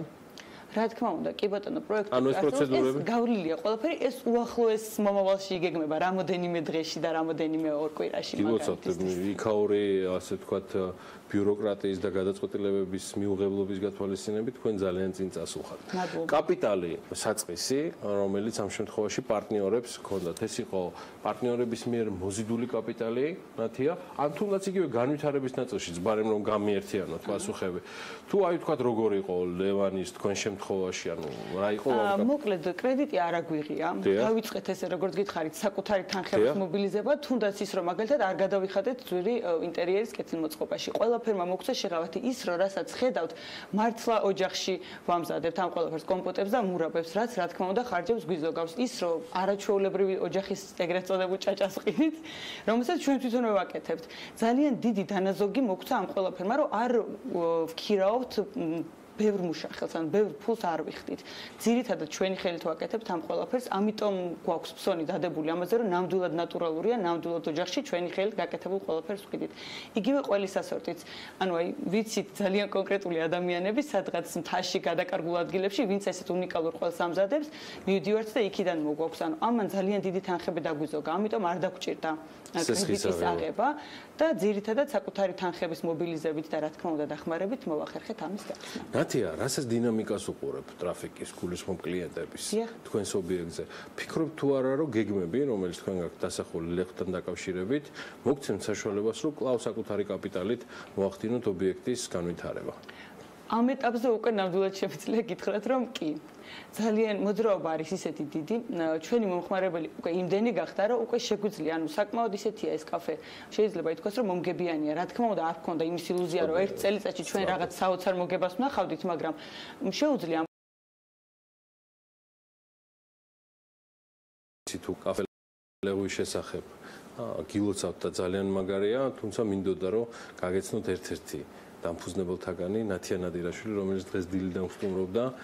ცალკე საინტერესო იყო ის გეგმები, რომელიც მან წარმოადგინა სტარტაპერში და ყველას მადლობა ამ რუბრიკის არსებობისთვის, რომელიც საშუალებას აძლევს ნათია ნადირაშვილის მსგავს ადამიანებს საკუთარ ბიზნესზე ილაპარაკონ. სულ მალე მე დარწმუნებული ვარ ამაში ღრმად, რომ გვანცალაღიძის ქალების ნარატივიც აუცილებლად იქნება პირდაპირ ეთერში კაფე ლეღვიდან, იმიტომ რომ მერწმუნეთ მართლა იმსახურებს ეს ობიექტი იმ ყურადღებას, რომელსაც მის მიმართ იჩენენ უცხოელი და ასევე ჩვენი ადგილობრივი მომხმარებლები, კლიენტები. ასე რომ მეწვიეთ კაფე ლეღვს და წარმატებები ნათიას და ლევანს. ნათიანადირაშვილი კაფე ლეღვის თანადამფუძნებელი გწმუნობდა და მე კი სულ მალე დაგიბრუნდებით ალბათ რამდენიმე წუთში მას შემდეგ, რაც გავალთ რეკლამაზე.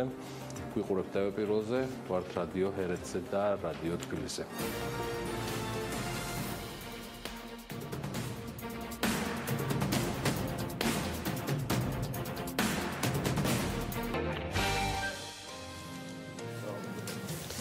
დილა მშვიდობის კიდევ ერთხელ 9 საათი შეცრულდა და ვართ TV პირველზე, გვისმენთ რადიო ჰერეთის და რადიო თბილისის საშუალებით. ვიწყებთ ახალ ამბებს. ინტერაო საქართველოს მთავრობასთან ტარიფებზე დავას სასამართლოში გააგრძელებს.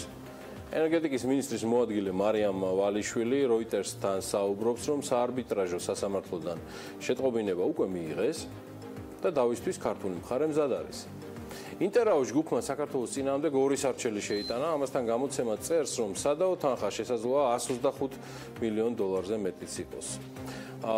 ინტერაო სტრუქტურები ეს არის ნიდერლანდებში რეგისტრირებული Silk Road Holdings BV და გარდაბანი Holdings BV, რომელიც იმავდროულად თელასის 75%-ის და ხრამი1 და ხრამი2-ის 100%-ის მფლობელები არიან და ქართულ მხარეს ლარის გაუფასურებით მიღებული დანაკლისის კომპენსირებას თხოვენ. ამასთან ინტერაოში მიიჩნევენ, რომ მარეგულირებელი კომისიის მიერ მიღებული გადაწყვეტილება ტარიფების კორექტირებასთან დაკავშირებით სწორი არ იყო, რაც მათ მილიონობით ზარალი მიაყენა. ინტერაომ არ განახორციელა ინვესტიცია თელაში და გასულ წელს იმაზე მეტი დივიდენდი მიიღო, ვიდრე მოსალოდნელი იყო. ასე რომ, რატომ უნდა გადავიხადოთ კომპენსაცია? ჩვენ ძლიერი პოზიცია გვაქვს და ამას დავიცავთ სასამართლოში, ამბობს მარიამ ვალიშვილი. ინტერაოს ხელმძღვანელი ბორის კოვალჩუკი კი ამბობს, რომ კომპანია ან იმ ტარიფებს მიიღებს, რომელზეც საქართველოს მთავრობასთან შეთანხმება ჰქონდა, ან დავა სასამართლოში დასრულდება. ჩვენ ყველა კანონიერ გზას გამოვიყენებთ იმისთვის, რომ კუთვნილი თანხა მივიღოთ, მანამდე კი 2017 წელს მოსალოდნელი ელექტროენერგიის მოხმარების 7.7%-იანი ზრდა 2017 წლის განახლებული საპროგნოზო ბალანსის მიხედვით. ეს ელექტროენერგიის, ანუ სიმძლავრის საპროგნოზო ბალანსი არის დოკუმენტი, ქალბატონებო და ბატონებო, რომელსაც ყოველწლიურად ამზადებს საქართველოს სახელმწიფო ელექტროსისტემა და ამტკიცებს ენერგეტიკის სამინისტრო. ანა, მე მგონი პროლოგი 2 მყარად მკვიდრდება ჩვენს ფორმატში, რომელსაც მუდმივად ვცვლით და ვხვეწთ. ბევრი სიახლე გვექნება კიდევ შემონახული, დარწმუნებული ვარ უახლოეს მომავალში ფორმატირების და სხვადასხვა თემების კუთხით. კიდევ ერთხელ დილა მშვიდობის და გისმენთ. არ მოვაკლებთ სიურპრიზებს ჩვენს მაყურებელს. ინტერაოს თემასთან დაკავშირებით კი სრულად იქნება ჩვენი მაყურებელი საქმის კურსში დღის 3 საათიან გამოშვებაში, სადაც ბექა ფაციკაძე სწორედ ამ თემასთან დაკავშირებით ამზადებს მასალებს. ჩვენ წინ ბიზნეს სიახლეების მეორე კოლაჟი გველოდება უკვე საქმიანი დილის მაყურებლებისათვის და სულ რამდენიმე წამში.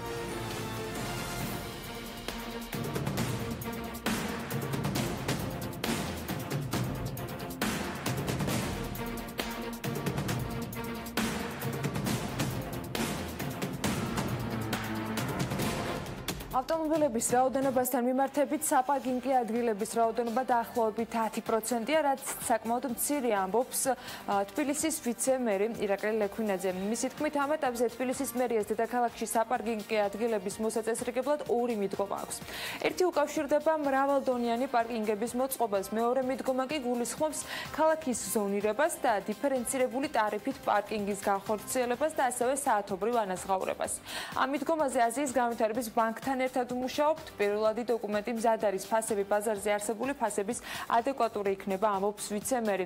რაც შეეხება დედაქალაქში ვერტიკალური პარკინგების განვითარებას, თბილისის მერიაში ამასთან დაკავშირებით განმარტავენ, რომ ვერტიკალური პარკინგის იდეა საინტერესოა, თუმცა ამ შემთხვევაში გათვალისწინებული უნდა იყოს როგორც მისი უსაფრთხოება, ასევე დედაქალაქის იერსახე. ამ ეტაპზე კონკრეტული მოლაპარაკებები ასეთი ტიპის პარკინგის განვითარებაზე არ ქონია, ამბობს ლექვინაძე. მთავრობას კი ჯერ არ გამოუქვეყნებია იმ ობიექტების ნუსხა, რომელთა მფლობელებიც ვალდებულები იქნებიან, რომ ობიექტები დააზღვიონ. პრემიერ-მინისტრმა გასულ კვირას საკანონმდებლო ცვლილებების დაანონსებისას განაცხადა, რომ ახალი რეგულაციების მიზეზი სავაჭრო ცენტრებში მომხდარი ხანძარი და ამ ხანძრისგან მიყენებული ზარალია. თუმცა, როგორც ჩანს, საზოგადოებრივი თავშეყრის ადგილებში მესამე პირის, ასევე ქონების დაზღვევა სავალდებულო იქნება არა მხოლოდ სავაჭრო ცენტრებისათვის და ბაზრობებისათვის, არამედ სასტუმროებისთვის, კინოთეატრებისათვის, რესტორნებისათვის და ასე შემდეგ. ირკვევა, რომ ცვლილების შემუშავებისას მთავრობას კონსულტაციები სადაზღვევო კომპანიებთან უკვე ჰქონდა. და როგორც საქმის კურსს ალდაგის გენერალურმა დირექტორმა განუცხადა, ამ ცვლილებებით სავაჭრო ობიექტების მფლობელები ვალდებულები იქნებიან, რომ დააზღვიონ არა მხოლოდ მათი საკუთრება, არამედ მოვაჭრეების პროდუქციაც.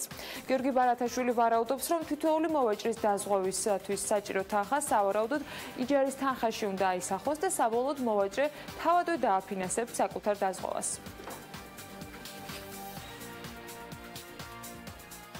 ჩვენ ქონდა ბოლო 2 წელს განმავლობაში ძალიან ცუდი მაგალითები, შარშანწინ ქონდა გუდვილის შენობა ქავთარაძეზე, წელს გვაქვს მიმდინარე ძალიან მსხვილი ზარალი და მსხვილი მოვლენა, სადაც ძალიან ბევრი ადამიანი დაზარალდა ბავშვთა სამყაროს საკითხზე მაგსაუბარდით და ამიტომ მთავრობასთან ძალიან ხანგრძლივი კონსულტაციების შემდეგ და ჩვენი რა თქმა უნდა ჩართულობით მთავრობამ გადაწყვიტა, რომ თავის მოსახლეობა მესამე პირებთან შემთხვევაში მოიაზრება არა მხოლოდ მესამე პირებთან შედის, არამედ ისინი, ვინც ვაჭრობს იქ რეალურად, რომ ისინი იყვნენ დაცულები და იმ არასასიამოვნო მოვლენებსაც ახლა ხდება, რომ გამოსვლები მთავრობის კანცელარიასთან, მერიასთან და ეს ხალხი რეალურად არის დღეს დაუცველი და არის მხოლოდ იმის იმედად, რომ ვიღაცა მათ დაეხმარება.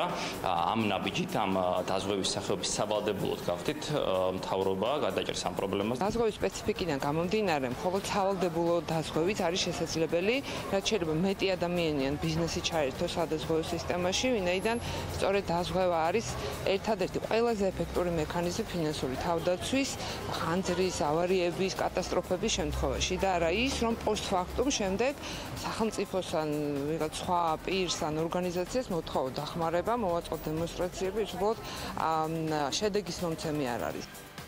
რაც შეეხება ზოგადად ინიციატივას სადაზღვევო სექტორი დაგეგმილ ცვლილებებს დადებითად აფასებს და აცხადებენ, რომ ამ მიმართულებით დღეს დაზღვევის კულტურა ქვეყანაში არც ისე მაღალია.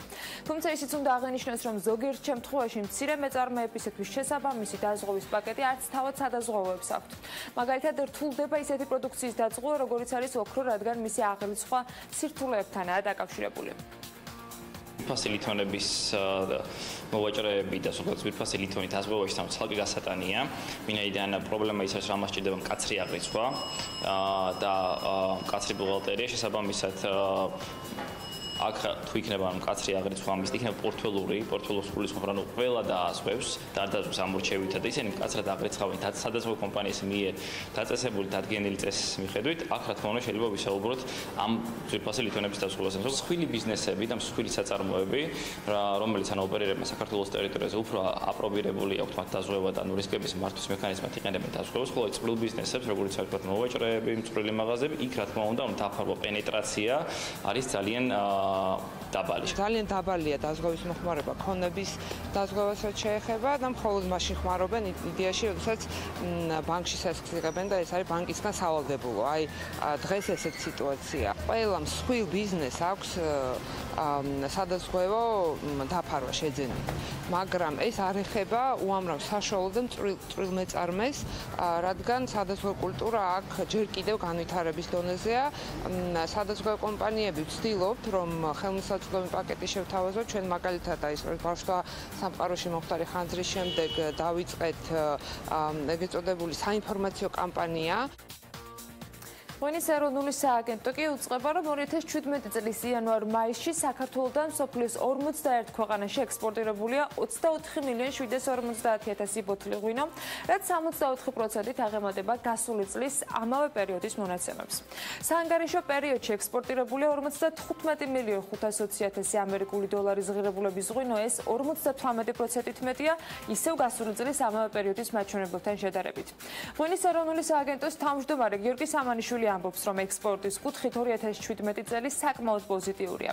ღვინის ექსპორტის მატება თითქმის ყველა მიმართულებითაა, აქ ერთმანეთს ენაცვლება ტრადიციული ბაზრები და ახალი ბაზრები, მაგალითად ჩინეთში გასამაგებულია ქართული ღვინის ექსპორტი. ჩვენი მიზანი არ არის, რომ რომელიმე ერთი ბაზარი მეორით ჩანაცვლდეს. ჩვენი მიზანია იყოს ბალანსი ექსპორტის კუთხით. ასევე ექსპორტი გაზრდილია ევროკავშირის მიმართულებით. ჯამში დივერსიფიკაცია მიმდინარეობს, ქართული ღვინის ცნობადობა კი იზრდება. წლებია მიუყვებით ჩვენ სტრატეგიას და მის შედეგებს ვხედავთ, ამბობს სამანიშვილი, სწორედ ამ მონაკვეთი შეჯამებისას. Crowdfunding-ის კანონზე ტექნოლოგიური სააგენტო კონსულტაციებს ეროვნულ ბანკთან გადის, როგორც საქმის კურს ტექნოპარკის ხელმძღვანელმა ავთანდილ კასრაძემ განუცხადა, USAID-ის ფინანსური დახმარებით დაქირავებული იყო ინგლისელი ექსპერტი, რომელმაც მომზადებული კანონ პროექტი მსოფლიო პრაქტიკაში ადარა. ტექნოლოგიურ სააგენტოში აცხადებენ, რომ ექსპერტმა მუშაობა გასულ კვირას დაასრულა. კასრაძის ინფორმაციით, მომდევნო კვირაში უკვე კანონ პროექტის განხილვები დაიწყება, თუმცა კონკრეტულად როდის შევა ეს პროექტი პარლამენტში, ტექნოპარკში ამას ვერ აკონკრეტებენ. კანონპროექტის ცვლილება შედის ინოვაციების შესახებ კანონში, რომელსაც ახალი მუხლი დაემატება, რაც სტარტაპერებისათვის ეგრეთ წოდებული crowdfunding-ის დაფინანსების სისტემის ამოქმედებას გულისხმობს. Crowdfunding-ი იძლევა შესაძლებლობას, რომ სტარტაპმა თანხა ბევრი სხვადასხვა წყაროდან ერთდროულად მოიზიდოს, მცირე ინვესტორები კი ამა თუ იმ პროექტის მეწილეები გახდნენ.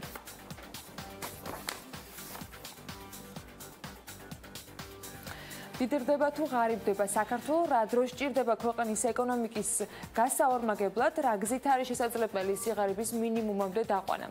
საკმაოდ საინტერესო კითხვებია და პასუხები ალბათ ძალიან საჭირო. თემაზე სასაუბროდ უკვე მარიამ ადამია გვერდდება, რომელიც გამოცემა Forbes Georgia სტატიაზე დაყრდნობით ქვეყნის ეკონომიკურ მდგომარეობას მიმოიხილავს. მარიამ, დილა მშვიდობისა. ანა, იმის გასარკვევად თუ რამდენად ღარიბი ან მდიდარია საქართველოს, საქართველოში ერთ სულ მოსახლეზე საშუალო წლიური შემოსავალი უნდა შევადაროთ სხვა ქვეყნების. მაგალითად, საქართველო ევროკავშირის ქვეყნებზე, ამერიკის შეერთებულ შტატებზე, იაპონიაზე, სინგაპურზე და ასევე ბევრ სხვა ქვეყანაზე ღარიბი, მაგრამ სომალისთან, ავღანეთთან, ყირგიზეთთან, პაკისტანთან, ინდოეთთან და სხვა უღარიბეს ქვეყნებთან შედარებით მდიდარია.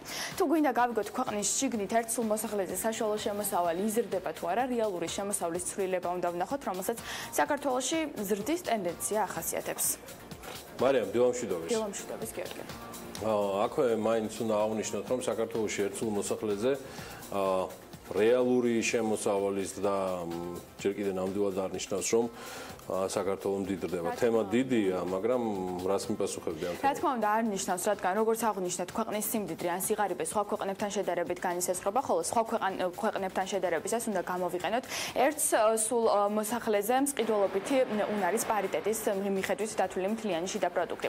ეს მეთოდოლოგია ქვეყნის შემოსავალს მისი მსყიდველობითი უნარის მიხედვით განიხილავს, ვინაიდან ზოგადად დაბალ შემოსავლიან ქვეყნებში პროდუქციაზე ფასები უფრო დაბალია, ვიდრე მაღალ შემოსავლიან ქვეყნებში, ღარიბი მოსახლეობის შემოსავლის მსყიდველობითი უნარი ყოველთვის როგორც წესი მეტია. ასეთი ქვეყნების რიცხვშია საქართველოც, ეს ნიშნავს, რომ ამერიკაში გარკვეული პროდუქციის შეძენაზე თუ დავხარჯავთ $10,625, იმავე პროდუქციის შესაძენად საქართველოში საკმარისი იქნება $3,715. მარიამ, საინტერესოა ასევე ჩვენ მეზობელ ქვეყნებს თუ ავიღებთ აზერბაიჯანს და სომხეთს, რომლებიც ეკონომიკური განვითარების მიხედვით დაახლოებით ერთნაირ დონეზე ვართ, მათთან ერთად რიცხვებში რომ ავხსნათ და შევადაროთ დაახლოებით რა მდგომარეობაა სამეზობლოში. ანა, რაც შეეხება რიცხვებში ჩაშლილად რომ დავინახოთ სრული სურათი, გეტყვით, რომ 2017 წლის პროგნოზით საქართველოს შემოსავლებთან ყველაზე ახლოს სომხეთია $8,621, აზერბაიჯანი $17,439, თურქეთი და ბოლოს რუსეთი შესაბამისად 24,900 და 26,490 მაჩვენებლებით. ევროპაში ყველაზე ღარიბი ქვეყანა ბოსნია და ჰერცეგოვინა $11,565, რომელიც ამავე დროს საქართველოზე მდიდარია. რა დრო დასჭირდება საქართველოს ეკონომიკის გაორმაგებას? ეს ეკონომიკის ზრდის ტემპზეა დამოკიდებული, რომლის საპროგნოზო მაჩვენებელი 2017 წლისთვის 4%-ია. ხოლო მიუხედავად იმისა, რომ საქართველოს ეკონომიკა და შესაბამისად შემოსავლებიც იზრდება, მაინც ჯერ ეკონომიკური განვითარების დაბალ საფეხურზე ვართ და ეს გამოიხატება იმაში, რომ ქვეყანაში სიღარიბისა და უმუშევრობის დონე მაღალია. უნდა აღვნიშნო ისიც, რომ დღევანდელი ეკონომიკური ზრდის ტემპით რთული იქნება მსოფლიოში დღევანდელი პოზიცია, ანუ 106 ადგილი გავიუმჯობესოთ ზრდის ტემპის გაორმაგების შემთხვევაში კი მინიმუმ 10 წელი დაგჭირდება, რომ ევროკავშირის ყველაზე დაბალ შემოსავლიან ქვეყნებს დავეციოთ. მადლობა მარიამ ადამიანს საინტერესო წარდგენისთვის, ამით ხოლმე გაიხსნა სეზონი ივნისის Forbes-ის მიმოხილვისა, მოიცა თუ მომაწვია ანა კარგი იქნება. აი ესეთი მაგარი ყდა არის, რომელიც ზაზაფაჩულია, ზაზამ სრულად დაიმსახურა გარდა თავისი სპორტული მიღწევებისა და იმისა, რომ ყველაზე მაღალანაზღაურებადი ქართველი სპორტსმენია. იგი უკვე კომპანია Golf-ის სახეც გახდა და იგი სწორედ კომპანია Golf-თან ერთად იქნება ახალ სიმაღლეზე. ძალიან ბევრს შემდეგ დღეებში ვისაუბრებთ შოთასთან და ანასთან, ასევე მარიამის დახმარებით თავად შინაარსზე ივნისის გამოცემისა. მოკლედ მოიკითხეთ უკვე Forbes-ი ზაზაფაჩულიათი ყდაზე უკვე გაყიდვაშია. ეხლა კი შოთას ჯერი დადგა, რომელიც სავალუტო მიმოხილვას წარადგენს. მოგესალმებით. დოლარი ამაღლდა ძირითადი სავალუტო კალათის მიმართ პარასკევს, ხოლო გირვანქა სტერლინგის ფასი დაეცა, მას შემდეგ რაც ბრიტანეთის პრემიერ-მინისტრის ტერეზა მეის კონსერვატიულმა პარტიამ მოულოდნელად საპარლამენტო უმრავლესობა დაკარგა ეროვნულ არჩევნებში. წინა კვირას გემახსოვრებათ, დოლარი სუსტებოდა, რადგან FBI-ის ყოფილ დირექტორს ჩვენება უნდა მიეცა, ბრიტანეთში კი არჩევნები უნდა ყოფილიყო. ხუჩაბადს კომეიმ დაადანაშაულა პრეზიდენტი ტრამპი მისი დათხოვნის გამო, მაგრამ მას არ უპასუხია მისი აზრით ეს იყო თუ არა პრეზიდენტის გამიზნული მცდელობა წინააღმდგომოდა გამოძიებას რუსეთის ჩართულობაზე ამერიკის საპრეზიდენტო არჩევნებში. გარდა ამისა, ევროპის ცენტრალურმა ბანკმა ინფლაციის პროგნოზი შეამცირა, თუმცა უკან წაიღო განცხადებები საპროცენტო განაკვეთის შემცირებაზე. შედეგად ევროს მიმართ დოლარი გამყარდა და 1 ევროს ფასი ჩამოსდა დოლარსა და 12 ცენტს.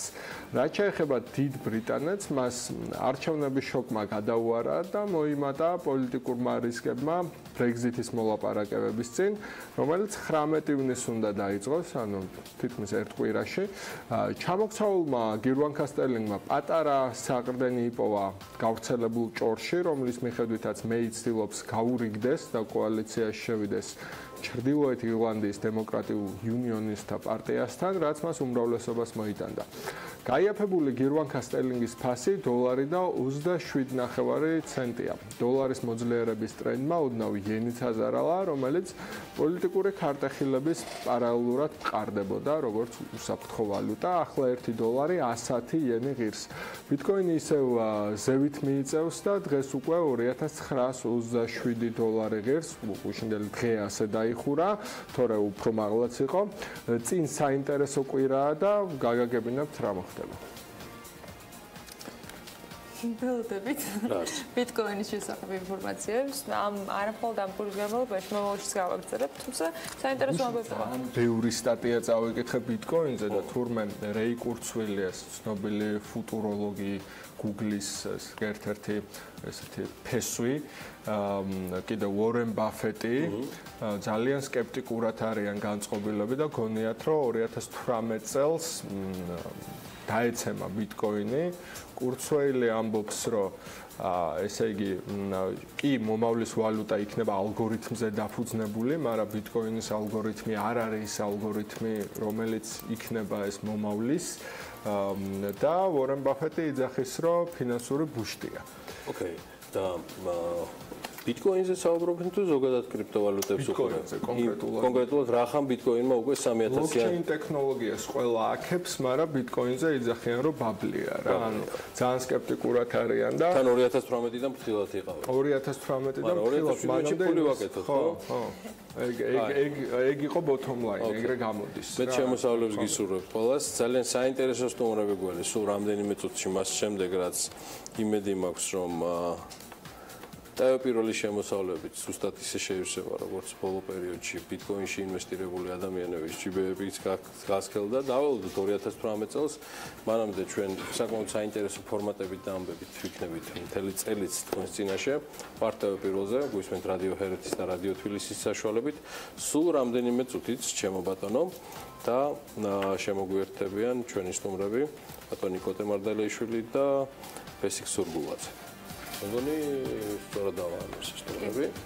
ერთი მარტივი მიზეზის გამო, რომ საქართველოში მსოფლიო სტანდარტების სხივური მედიცინის ცენტრი გაიხსნა. აი თუ რას მოიმსახურება აღნიშნული ცენტრი, ესეთი ღვაწლმოსილი ადამიანების მიერ და რა დანიშნულება აქვს მას, რა ინვესტიცია გაკეთდა რამდენიმე წუთში.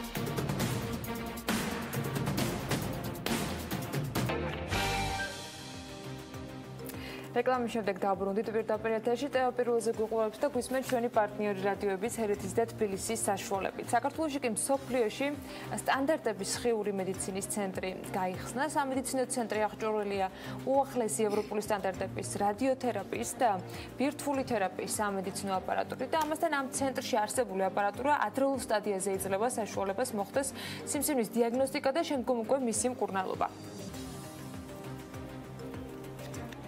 თბილისში მაღალტექნოლოგიური სხივური მედიცინის ცენტრი გაიხსნა. ცენტრი პაციენტებს თავაზობს ონკოლოგიური დაავადებების მკურნალობას, როგორც რადიოთერაპიით, ისე ბირთვული მედიცინის საშუალებით. რადიოთერაპიის დეპარტამენტი პაციენტებს მხოლოდ ამბულატორიულ მკურნალობას თავაზობს, რომლის დაგეგმვაზეც მაღალკვალიფიციური ექიმების გუნდი მუშაობს. რადიოთერაპიის განყოფილება უზრუნველყოფს პაციენტის დიაგნოზიდან გამომდინარე მკურნალობის მეთოდის შერჩევას, რომელიც შესაძლებელია იყოს როგორც ქირურგიული, ისე სხივური და ქიმიოთერაპიული. რადიაციული ონკოლოგიის ტექნოლოგიები ძირითადად მიმართულია და გამოიყენება სიმსივნით დაავადებული პაციენტების სამკურნალოდ. ამ აპარატის საშუალებით ჩვენ შეგვიძლია ვუმკურნალოთ პაციენტს, რომელსაც სიმსივნე აქვს პატარა თუ დიდ არეზე. ეს ნიშნავს, რომ არის შემთხვევები, როცა პაციენტს ტვინში 5 მმ-ის ზომის მქონე მეტასტაზები აქვს. მეტასტაზები ჩნდება და გადადის ტვინში ძირითადად სხვა სიმსივნით უკვე დაავადებული მიდამოებიდან. სწორედ ამიტომ ჩვენი აპარატის საშუალებას იძლევა ვუმკურნალოთ მსგავს პაციენტებს სპეციფიკური სხივური თერაპიით. ამასთან ჩვენ შეგვიძლია მარტივად აღმოვაჩინოთ ზუსტად ის დაავადებული მიდამო, რომელიც გსურს.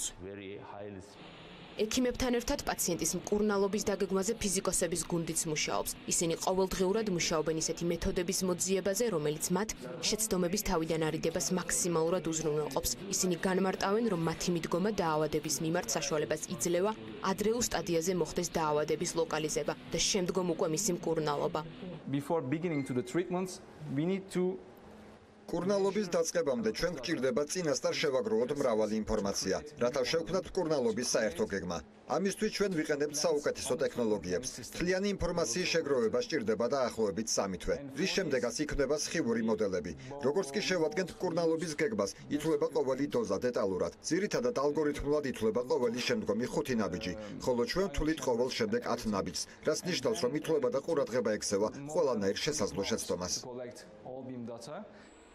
რადიოთერაპიასთან ერთად სხივური მედიცინის ცენტრი პაციენტებს ბირთვული მედიცინის საშუალებით მკურნალობასაც თავაზობს. ამ შემთხვევაში პაციენტებს უტარდებათ როგორც ამბულატორიული, ისე სტაციონალური მკურნალობა. ამასთან აღსანიშნია ის ფაქტი, რომ ცენტრში მისულ პაციენტებს აქვთ შესაძლებლობა იმკურნალონ ფარისებრ ჯირკვალზე რადიოაქტიული იოდით, რომელიც საქართველოს რეალობიდან გამომდინარე მნიშვნელოვან პრობლემას წარმოადგენს. ჩვენი ცენტრი პაციენტებს თავაზობს ბირთვული მედიცინის სერვისს, აქ საუბარია როგორც დიაგნოსტიკურ, ასევე სამკურნალო მანიპულაციებზე. აქვე აღნიშნავთ, რომ ჩვენ ვიმყოფებით ყოფილი ონკოცენტრის ტერიტორიაზე, სადაც რომელიც არის ძალიან დიდი ტრადიციების მქონე დაწესებულება. აქვე შეგვიძლია სიამაყით აღნიშნოთ, რომ აღნიშნული სერვისი ამ ტერიტორიაზე ონკოლოგიურ პაციენტთა სრულფასოვანი დიაგნოსტიკისთვის და მკურნალობისთვის ჯერ არ ყოფილა. ეს არის პირველი ასეთი ტიპის დაწესებულება, ასეთი ტიპის დეპარტამენტი. ონკოლოგიური დაავადებების მკურნალობის მნიშვნელობის გათვალისწინებით ცენტრის ორგანიზებით გაიმართა კონფერენცია, რომელსაც ესწრებოდნენ მედიცინის დარგის წამყვანი სპეციალისტები. აღნიშნულ კონფერენციაზე განხილულ იქნა ისეთი საკითხები, როგორიცაა სიმსივნის დიაგნოსტიკა და მკურნალობის უკვე მსოფლიოში არსებული მეთოდები.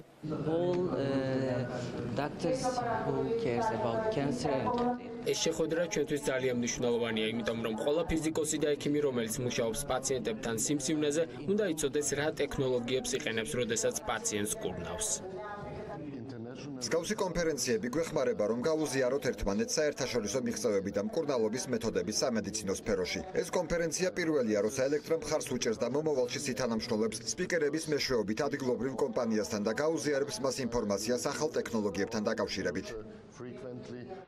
სხივური მედიცინის ცენტრი აქტიურად თანამშრომლობს თურქული მედიცინის ცენტრ ლევ ჰოსპიტალთან, რომლებიც უკვე საქართველოში უზრუნველყოფენ პაციენტების რადიოთერაპიით მკურნალობას. აღსანიშნია ის ფაქტი, რომ ცენტრი აღჭურვილია მაღალტექნოლოგიური აპარატებით, რომელიც საშუალებაც იძლევა მაქსიმალურად დეტალურად იქნეს გამოკვლეული პაციენტის მდგომარეობა და უკვე ამის შემდგომ ჩატარდეს მკურნალობა.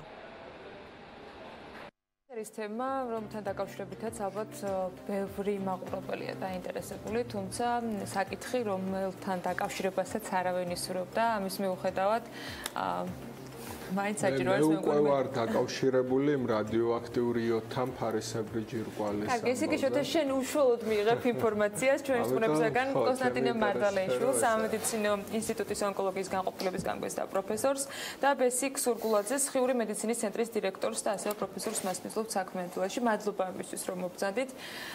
ეს ბიოშვიდობის ბატონო, ყოველთვის ვიხარია თქვენი ნახვა ბატონო ბესოს სოციალურმა თქვენი გაცნობას.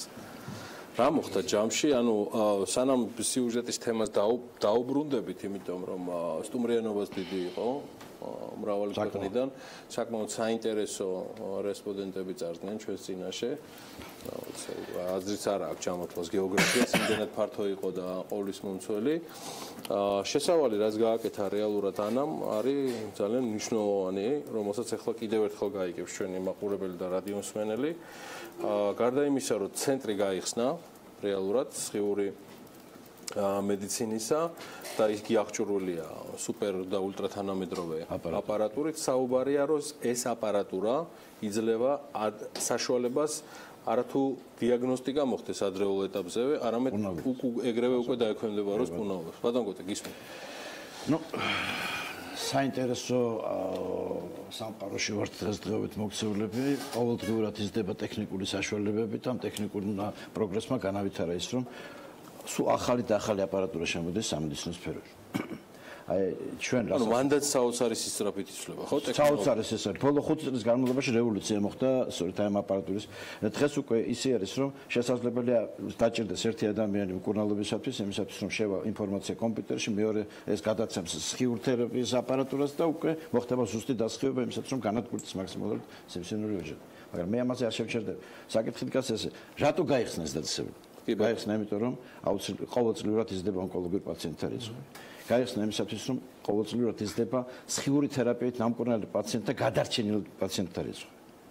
მესამე გაიხსნა იმისათვის რომ მაქსიმალურად შევძლოთ მიუახლოვოთ ჩვენი ტექნოლოგიები ევროპულ ტექნოლოგიებს და სწორედ ამისათვის მთლიანი შეიცვალა ის სფერო აპარატურისა, რომელიც ჩვენთან არის დღესდღეობით დამონტაჟებული და ვინ ხელმძღვანელობს ამას და ვინ აწარმოებს ამას. ამას აწარმოებს ევროპული ბორდი, ამას აწარმოებს განთქმული სპეციალისტები, ვინც აწარმოებს მკურნალობის პროცესს, ვინ ხელმძღვანელობს ამას, ხელმძღვანელობს ბორდი, რომელსაც თავში უდგას პროფესორი მერდანი, თქვენ ნახეთ მისი გამოსვლა, რომელსაც აქვს დიდი სკოლა გავლილი და მის გვერდით განა ჩვენი ქართველი ახალგაზრდა სპეციალისტები, რომელიც რამოდენიმე წლის შემდეგ უკვე ასევე მაღალ დონეზე ჩაატარებენ მკურნალობას. ესე იგი, რამოდენიმე საკითხია, რომელიც ერთდროულად გადაწყდა ამ ცენტრის გახსნით. ეს არის აუცილებლობა პაციენტების სწორი მკურნალობის, მკურნალობის ეფექტურობის ამაღლება, ახალი ტექნოლოგიის შემოსვლა, ბორდული სისტემით გადაწყვეტა მკურნალობის სტრატეგიას, იმიტომ რომ არ შეიძლება ერთმა ადამიანმა, სხივოსანმა, ქირურგმა ან ქიმიოთერაპევტმა გადაწყვეტოს მკურნალობის სტრატეგია. ეს უნდა იყოს გადაწყვეტილი ერთობლივად 3-4 სპეციალისტის მიერ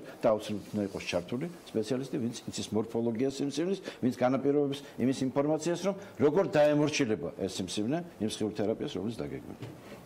ეს ბოლო 5 წელიწადში რევოლუცია მოხდა კონკრეტულად ეს უკვე ჩვენზე შეიძლება ითქვას რომ აისახა ეს ის აპარატურაა ბატონო ეს ის აპარატურა რომელიც ნაწილიც შეიძლება არც იდგეს ევროპაში ჩვენთან რო დგას ესეთი ხშირად ამ მიმართულების ანუ საქართველოში და ჯერ ინსტალაცია ევროპაში წავა ზოგი მაგრამ ჩეხეთში ის აპარატი რომელიც ჩვენ გვაქვს ძირითადი აპარატი არც დგას არის ესეთი აპარატი ამ პროფილის პაციენტებისათვის ხშირად რეკომენდაციას და რჩევას კეთილი მსურველები უთითებენ გვერდზე სახელმწიფოებში სწორედ აპარატურიდან და ამ ტექნოლოგიებიდან გამომდინარე რჩევას აძლევენ რომ ჯობია იქ იმკურნალობის შეცვლით თავი დაიზღვეონ შეგვიძლია თუ რა ვთქვათ რომ ტექნიკურად გამართულები ვართ ისე და შესაბამისად ისე ვართ ვთქვათ კადრებით მომარაგებულები რომ არ არის საჭირო სამკურნალოდ საზღვარგარეთ წასვლა მე ვფიქრობ რომ ეს ესეა იმიტომ რომ მე კიდევ აღნიშნე რომ აქ ბორდი ხელმძღვანელობს სხიურ თერაპიას იგივე ევროპელი სპეციალისტები მის გვერდზე იზრდებიან ახალგაზრდა სპეციალისტები 6 კაცი მუშაობს ჩვენთან ახალგაზრდა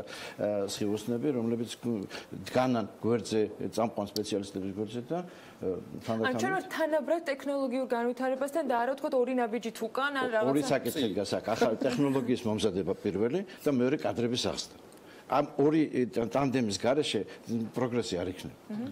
შეუწყობს თუ არა ის ამბავი ხელს, რაც ახლა პასუხად ბატონმა კოტემას დამიდასტურა, ბატონ ბესო, რომ ცალკეულ ქვეყნებში ევროპისა, მათ შორის, სადაც არ არის აღნიშნული აპარატურა, ანუ შესაბამისი მარკეტინგის პირობებში და ეს ინფორმაცია სწრაფად გახმაურდება იგივე ტექნოლოგიების საშუალებით, ტრაფიკი საქართველოში პაციენტთა იქნება საოცრად გაზრდილი. რა თქმა უნდა, როგორც ბატონმა კოტემ მოგახსენათ, სწორედ ის მატერიალურ-ტექნიკური ბაზა, რომელიც ფაქტიურად არის ამ ახალ ჰოსპიტალში და ასევე ის სპეციალისტები, მაღალკვალიფიციური, როგორც ქართველი, ასევე უცხოეთის წამყვანი სპეციალისტები განაპირობებენ სწორედ აი ისეთი სერვისის მიწოდებას ავტომობილებისათვის, რომელიც ფაქტურად აკმაყოფილებს სოფლიო სტანდარტებს. აქედან გამომდინარე და ასევე გასათვალისწინებელია ის ფაქტი, რომ ბატონმა კოტემ სწორედ აღნიშნა, ეს არის უახლესი აპარატურა, იმიტომ რომ მოხდა სწორედ ახლა ჩვენთან დამონტაჟება, ეს არის კომპანია ელექტას მიერ წარმოებული ულტრა თანამედროვე აპარატურა, რომელიც ბევრ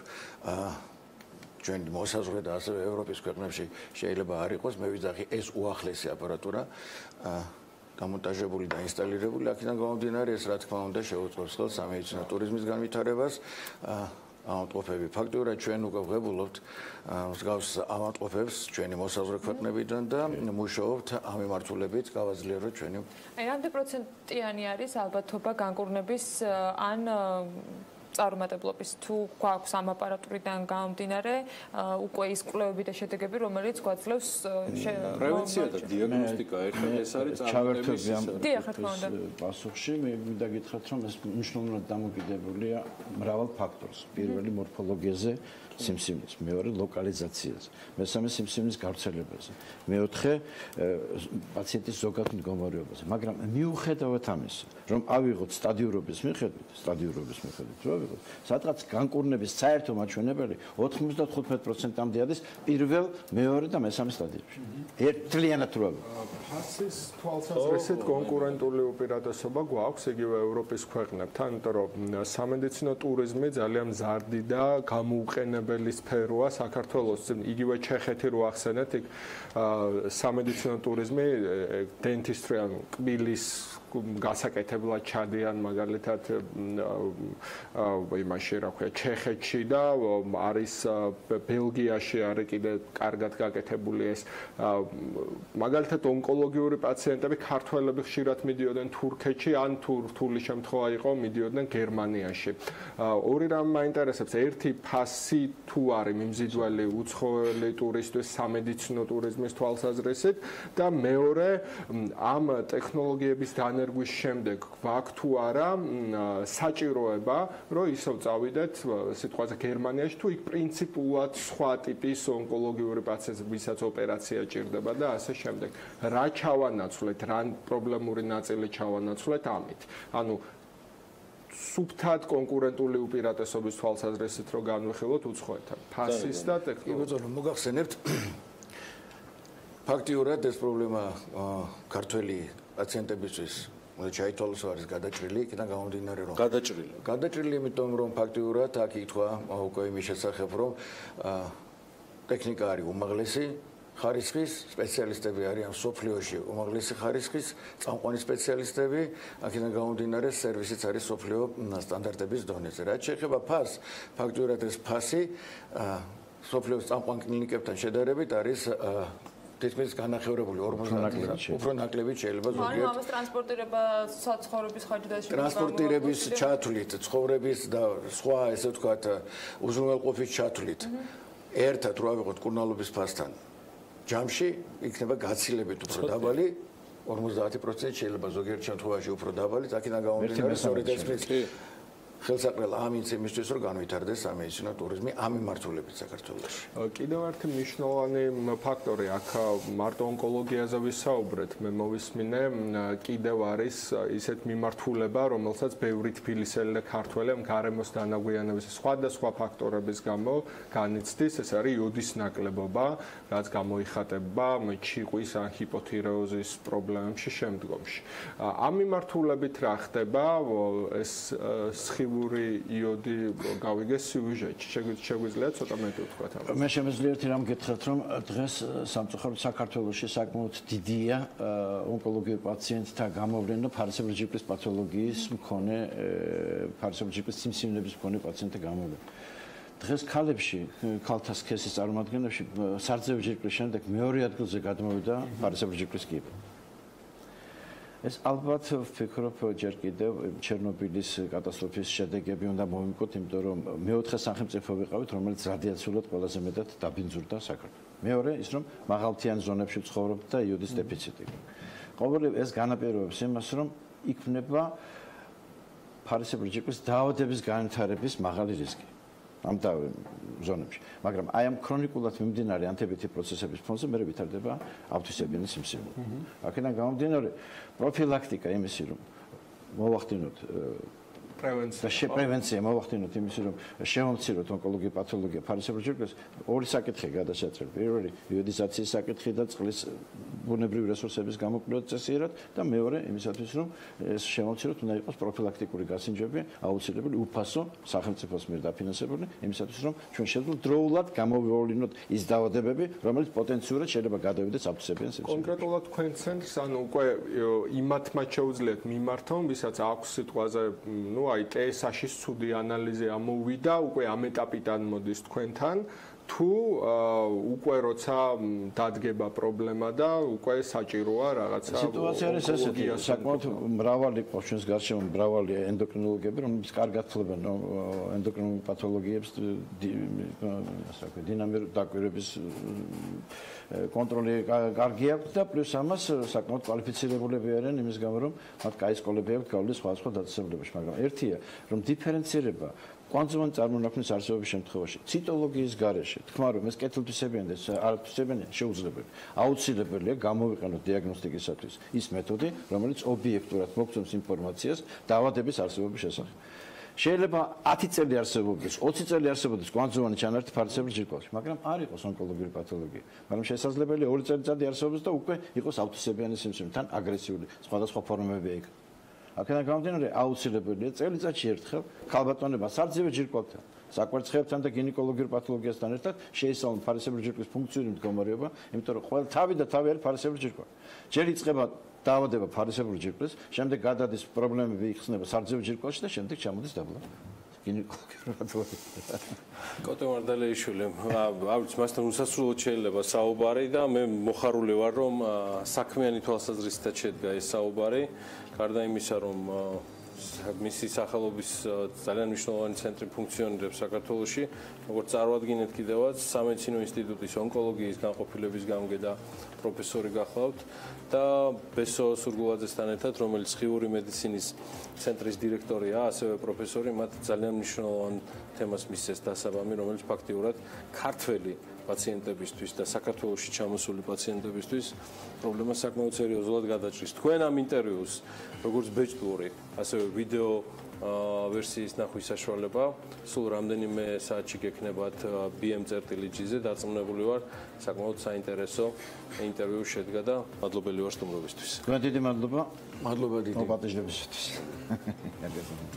და ჩვენ შემდეგი სტუმარი უნდა წარვადგინოთ თქოსა თემა, რომელსაც ყოველ ორშაბათს მითების მსხვერპლის ნაწილში გაგაცნობთ ხოლმე.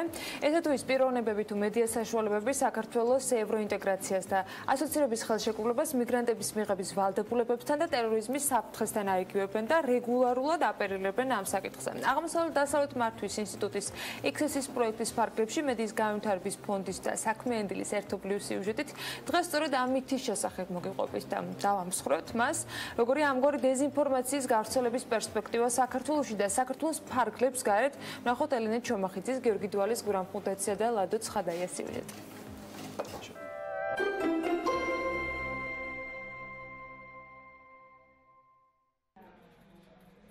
რუსული პირველი არხის სააგენტოს მიერ გავრცელებული ინფორმაციის მიხედვით ბერლინში რუსული ეროვნების 13 წლის ლიზა ავტობუსით რკინიგზის სადგურამდე მივიდა და იქედან გაუჩინარდა. სტატია მოგვითხრობდა, რომ 30 საათის შემდეგ გოგონა გაუპატიურებული და სასტიკად ნაცემი სხვა რაიონში ქუჩაში დააგდეს. სკოლის მოსწავლეს 3 მამაკაცი აუპატიურებდა. სტატიისთვის თანდართულ სიუჟეტში აღშფოთებული ხალხი ემოციურად საუბრობდა მომხდარზე. სიუჟეტში ასევე აჩვენეს ჰაკერების მოპოვებული ვიდეო, რომელიც ამტკიცებდა, რომ მასში ის მოძალადები იყვნენ მხილებული, ვინც გაუპატიურებულ გოგონას დასცინოდნენ. ეს იყო აბსოლუტურად fake news-ი, რომ არაფერი ამდაგვარი არ მომხდარა. ყველაზე მნიშვნელოვანი რაც გამოიკვეთა ჩემის აზრით არის ის, რომ ტოლვილების თემა, მიგრანტების თემა ევროპაში არის ესე იგი ამ რუსული კრემლის დეზინფორმაციის ერთ-ერთი წყაროც და ერთ-ერთი მთავარი თემა. იმას, რომ გერმანიაში მცხოვრები ლიზას მოტაცება და გაუპატიურება შემდგომ კი გერმანული პოლიციის მხრიდან ამ ინციდენტის აბსოლუტური უგულებელყოფა რუსეთის მხრიდან ფაქტების ფაბრიკაცია იყო და რეალობასთან არანაირი კავშირი არ ჰქონდა ყველაზე უკეთ გერმანიის პროკურატურის მიერ ჩატარებული გამოძიება ცხადყოფს. რუსული მხარის მიერ ეგრეთ წოდებული ლიზას საქმე ეფექტიანი იარაღი გამოდგა ანგელა მერკელის წინააღმდეგ ნეგატიური კამპანიის ასაგორებლად. პროცესებში განსაკუთრებით აქტიურობდა რუსული ადგილობრივი თუ საერთაშორისო მედია, როგორებიცაა Russia Today, Sputnik და ასე შემდეგ. მედიაში ამ ამბის გავრცელებიდან ძალიან მალე მწვავე პოლიტიკური განცხადებებით რუსეთის საგარეო საქმეთა მინისტრი სერგეი ლავროვიც გამოვიდა, რომელმაც გერმანული მხარეს სამხილების მიჩქმალვასა და მომხდარის მიმართ ზედაპირულ დამოკიდებულებაში დაადანაშაულა. Очень надеюсь, что вот эти миграционные проблемы не будут вести к попытке политкорректно залокировать действительность в каких-то внутриполитических целях. ალბათ გერმანიისთვის უარესი პოლიტიკურ დიპლომატიური რეზულტატიც დადგებოდა, რომ არა გამოძიების შედეგები, რომლის მიხედვითაც 13 წლის ლიზა ეგრეთ წოდებული გაუპატიურების ღამეს თავის 19 წლის მეგობარ მამაკაცთან იმყოფებოდა სახლში. ხოლო სექსუალურ აქტს საერთოდ არ ჰქონია ადგილი. გამოიკვეთა ისიც, რომ გოგონამ არაერთხელ შეცვალა თავისი ჩვენება და თითოეული მათგანი მნიშვნელოვნად განსხვავდებოდა ერთმანეთისგან. ევროპის მსგავსად მიგრანტების თემით სპეკულირება საქართველოშიც ხდება და როგორც მედია კვლევები ამტკიცებს, ამას ძირითადად ანტიდასავლური კონტექსტი აქვს. ჩვენმა მონიტორინგმა, ეს არის 2016 წლის შედეგები, აჩვენა, რომ ევროკავშირი და ასოცირების ხელშეკრულება ძირითადად დაკავშირებულია მიგრანტების მიღების ვალდებულებასთან, თითქოს ეს არის ასოცირების ხელშეკრულების ნაწილი და გამოიწვევს დემოგრაფიულ პრობლემებს და ამ თვალსაზრისით გარკვეულად საფრთხეებზე ხდება აპელირება. მიზანი ასეთი манипуляციის არის აქცენტი გადაიტანონ რეალური სოციალური პრობლემებიდან, ეკონომიკური პრობლემებიდან არარსებულ პრობლემებზე. მიგრანტების საკითხებით манипуляციასა და საზოგადოებაში ეთნონაციონალისტური სენტიმენტების გაღვივებას ევროპის ულტრამემარჯვენე და პოპულისტური პოლიტიკური პარტიები და ჯგუფები მიმართავენ. რაც შეეხება საქართველოს, აქაც იკვეთება ისეთი პერსონალიები და გამოცემები, რომლებიც ქსენოფობიური განცხადებების ტირაჟირებას რეგულარულად ახორციელებენ და მიგრანტების თემით სპეკულირებენ. ევროპაში პირდაპირ ქალების გაუპატიურების სცენები დღისით მზისით. ჩემთვის ყველანაირი ვიზა ლიბერალიზაცია მიუღებელია თუ ვალდებულება მექნება მე ეთნიკურად სხვა ეროვნების. ერთ-ერთი ყველაზე მნიშვნელოვანი დოკუმენტი, რომელიც ტოლვილის სტატუსის, მისი დაცვისა და უფლებათა განსაზღვრისათვის ყველა ძირითად ვალდებულებასა თუ უფლებას უყრის თავს და არაერთ ქვეყანას აერთიანებს 1951 წელს ტოლვილთა უფლებების შესახებ მიღებული კონვენცია. ამ კონვენციას ჩვენც მოვაწერეთ ხელის, ჩვენ საქართველომ 98 წელს და ვიქნებით ევროკავშირის წევრი თუ არ ვიქნებით ევროკავშირის წევრი, ეს ვალდებულებები უკვე აღებული გვაქვს და ამ ვალდებულებების შესრულება მოგვიწევს ყველა შემთხვევაში აუცილებლობის დროს. ასეთი ტყუილები იხარშება, მზადდება ბევრ არაჯანსაღ სახელმწიფოში. მათ შორის ერთ-ერთი ძალიან სერიოზული ასეთი სახელმწიფო ჩვენი მეზობელია. ევროინტეგრაციასთან მიგრაციის კონტექსტში დაკავშირებული მითის იდენტური დეზინფორმაცია რეადმისიის შეთანხმების შესახებაც მუსირებდა. ფაქტს, რომ ტოლვილთა მიღების მოთხოვნას არც ევროკავშირთან გაფორმებული ასოცირების შესახებ შეთანხმება და არც რეადმისიის შეთანხმება არ ითვალისწინებს ტოლვილთა და განსახლების სამინისტროს მიგრაციის, რეპატრიაციისა და ტოლვილთა საკითხების დეპარტამენტის უფროსი ირაკლი კოკაიაც ადასტურებს. უშუალოდ ამ კითხვას, რომ ასოცირების ხელშეთანხმება ავალდებულებს ქვეყანას მიიღოს მიგრანტები ან ტოლვილის ნაკადები, აბსურდია. ადამიანი თუ შემოვიდა შენს ქვეყანაზე, თუ გადმოკვეთა შენი ქვეყნის საზღვარი, მხოლოდ მაგ შემთხვევაში იწყებს სახელმწიფო განხილვას ამ პიროვნების საქმის. იმაზე საუბარი, რომ რეადმისიის შეთანხმება ან ასოცირების შეთანხმება რაიმენაირად უწყობს ხელს ან განაპირობებს ან ავალდებულებს ჩვენს ქვეყანას იმ თვალსაზრისით, რომ მიიღოს მიგრანტთა ნაკადი ან გაატაროს ან ხელი შეუწყოს ამ პროცესს, ეს ნამდვილად აბსურდია და არანაირად სიმართლეს არ შეესაბამება. სხვადასხვა წყაროების მიერ საქართველოს ევროინტეგრაციისა და ასოცირების ხელშეკრულების, მიგრანტების მიღების ვალდებულებასთან და ტერორიზმის საფრთხესთან გაიგივება ძირითადად ადამიანების ფობიური განწყობებით მანიპულირებისთვის არის გამიზნული, რაც ცხადია მიზანმიმართული პროპაგანდის ნაწილია.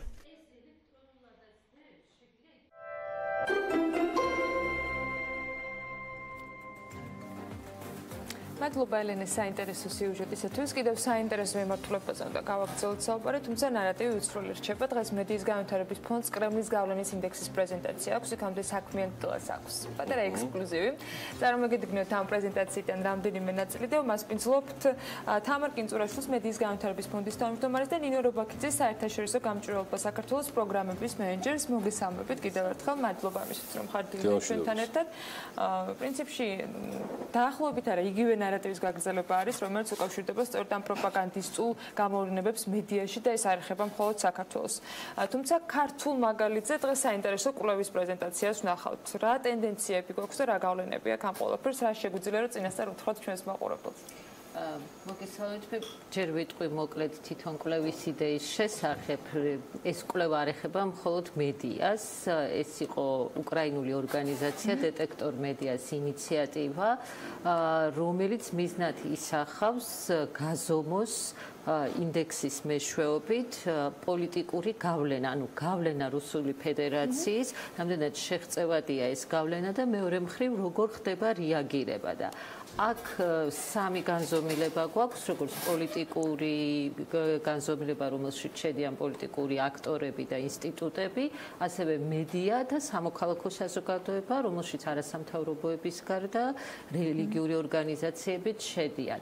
ეს იყო საპილოტე კვლევა, განხორციელდა უკრაინაში, უნგრეთში, ჩეხეთში და საქართველოში და დოკუმენტური ანალიზის გარდა ითვალისწინებდა სპეციალური კითხვარი იყო შედგენილი, რომელთაც ექსპერტები სხვა სფეროში მომუშავე და ნინიკოც ერთ-ერთი ექსპერტია, რომელიც ჩართული იყო ამ პროცესში, მონაწილეობდა 20-მდე ექსპერტი იყო საქართველოდან წარმოდგენილი და ბოლოს გაიმართა ფოკუს ჯგუფი, რომლის მიხედვითაც გაიზომა და უნდა ითქვას, რომ ყველაზე რეზისტენტული ამ თქვათ კრემლის საინფორმაციო გავლენის მიმართ არის ჩეხეთი, შემდეგ მოდის უნგრეთი, შემდეგ საქართველო და ბოლო ადგილზე არის უნგრეთი. ეს არის ძირითადი ტენდენციები, რომელიც აჩვენა აი ამ შეფასებამ.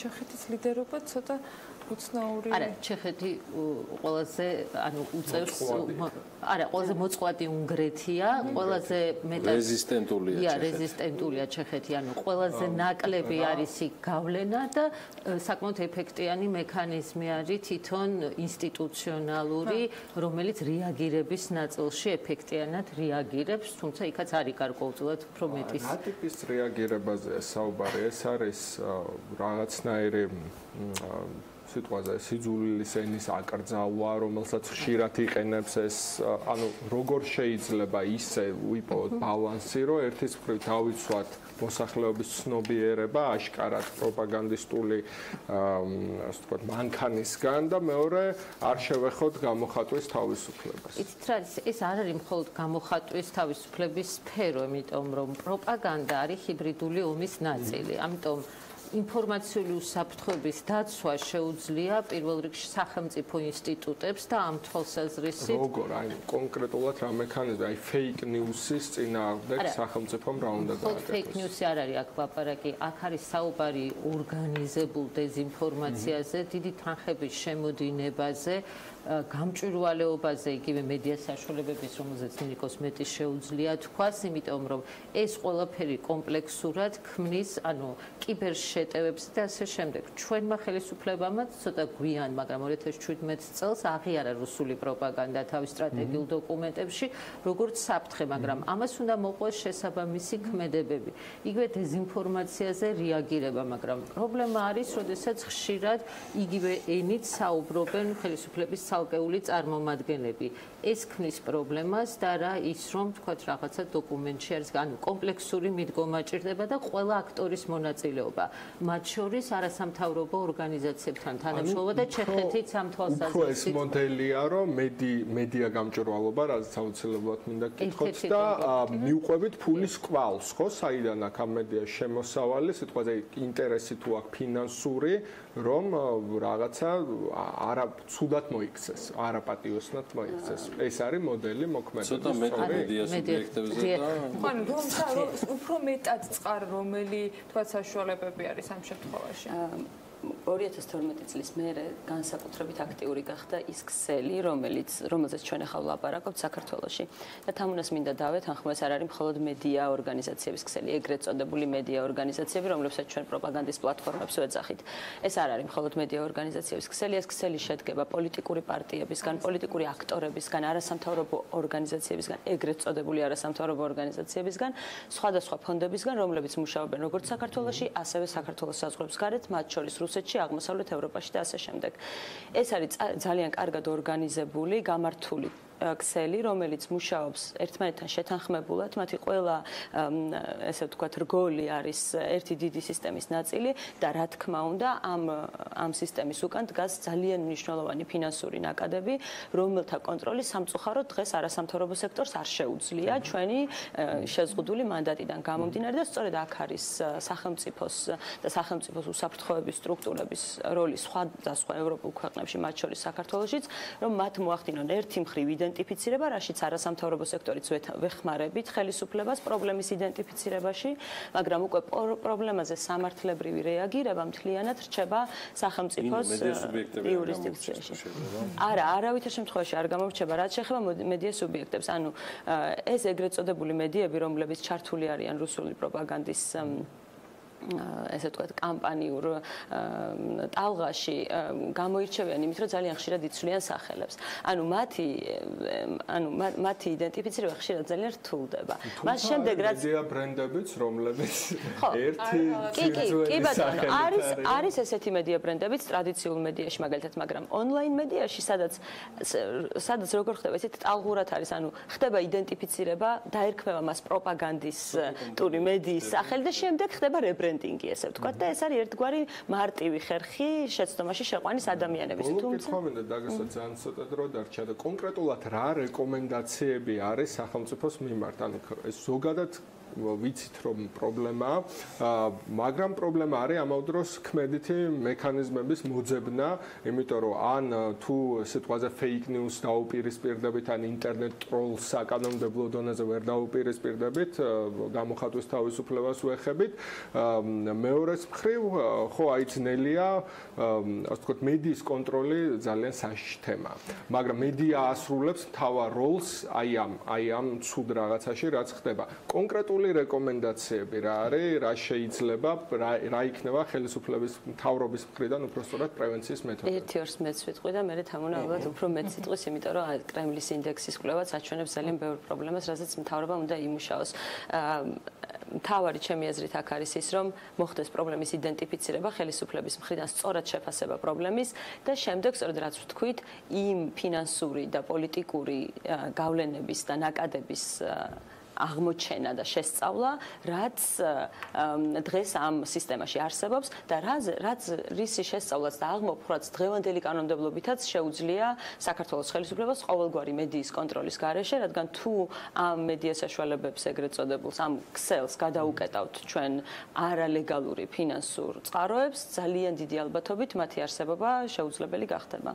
ანუ რომელიც იქნება აქტიურად არის როგორც მე მივხვდი ახლა თამუნა ნინოს ნარატივიდან კანონგარეშია ის ფინანსები? ეს არის არაგამჭირვალე ონლაინ მედია თვითონ უფრო მარტივად შესანახია განსხვავებით ტელევიზიიდან. ბიტკოინში ჩარეცხავენ და ეს. არა, და მე მგონი არასწორია, როდესაც ჩვენ მხოლოდ მედიის კუთხით განვიხილავთ, იმიტომ რომ პოლიტიკური აქტორები და არასამთავრობოები, რომელთა ფინანსებიც ასევე არაგამჭირვალეა და რომელიც ხშირად ჰუმანიტარულ რაღაც აქტივობებში არიან ჩართული რთული, იმიტომ რომ იგივე პოლიტიკური პარტიების ფინანსებიც უნდა კონტროლდებოდეს და გამჭვირვალე უნდა იყოს ამ თვალსაზრისითაც თქვა გარკვეული დარღვევების გამოვლენა ხდებოდა, მაგრამ არ ხდებოდა რეაგირება. ყველაზე მთავარი რაც არის, ეს უკავშირდება მაინც დემოკრატიული ინსტიტუტების სიმყიფეს, იმიტომ რომ განსაკუთრებით უკრაინასა და საქართველოში ეს არის პრობლემა, იმიტომ რომ ყოველთვის შეიძლება რაღაც გარკვეული რა თვალსაზრისით. აი ეს პირველი წელია, ანუ პირველ წელს პირველად ჩატარდა ეს ინდექსი და მომავალ წელს შეიძლება შევადაროთ, მაგრამ ამ შემთხვევაში თუ მაგალითად ჩეხეთში და უნგრეთში ხდება გარკვეულწილად რაღაც რწმენის შერყევა დემოკრატიულ ინსტიტუტებში, ჩვენ შემთხვევაში თვითონ მოწყვლადი არის გარემო და სოციალური თემატიკის გამოყენება და ევროპული ელიტების დისკრედიტაცია არის თორემ რომელსაც პოლიტიკური პარტიებიც ასრულებენ და ისინი ფინანსურად არიან დაკავშირებული ხშირად რუსეთთან, მათ შორის დღეს 2 საათზე ფრანტლაინ საქართველოში არის კვლევის პრეზენტაცია. ყველაფერი საიმისოთ, რომ დაინტერესებული პირები დაესწრონ, გაიგონ მეტი. როგორც თამარ-კინწურაშვილმა მედიის განვითარების ფონდის თავმჯდომარემ აღნიშნა, ეს არის პირველი პრეცედენტი აღნიშნული ინდექსის პრეზენტაციისა და მხოლოდ გაისცეთ შეგვეძლება და მოგვეცემა საშუალება შედარებითი ანალიზის კეთებისა და იმედია ეს შედარებითი ანალიზი იქნება შედარებით მაინც დამამშვიდებელი, თუნდაც იმის ფონზე, რაც ნინო რობაქიძემ TI საქართველოს პროგრამების მენეჯერმა წარმოადგინა დღეს საქმიანი დილაში. დიდი მადლობა მობრძანებისთვის. დაწვრილებით ინფორმაცია სულ რამდენიმე წუთში ნახავთ ჩვენს ვებზე, როგორც ვიდეო ვერსიას, ასევე ტექსტუალურს bm.g. ჩვენ ახლა გავალთ რეკლამაზე და სულ რამდენიმე წუთში დანარჩენი სტუმრებით დაგიბრუნდებით.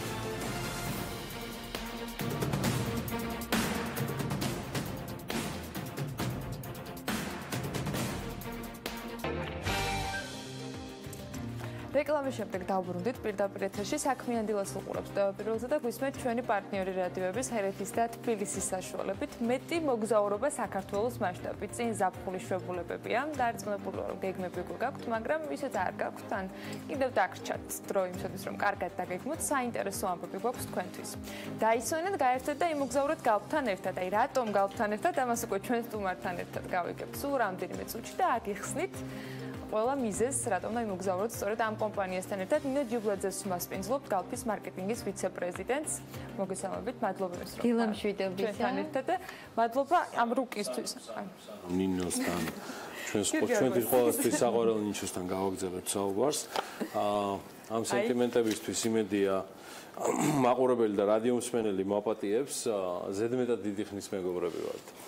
და ნინო ჯიბლაძე რო და კიდევ ერთი ნახევარი თბილისი ალბათ ნინჩოსთვის, მაგრამ ბევრი არა თუ ცოტაი არა, მათ შორის ნინჩომაც.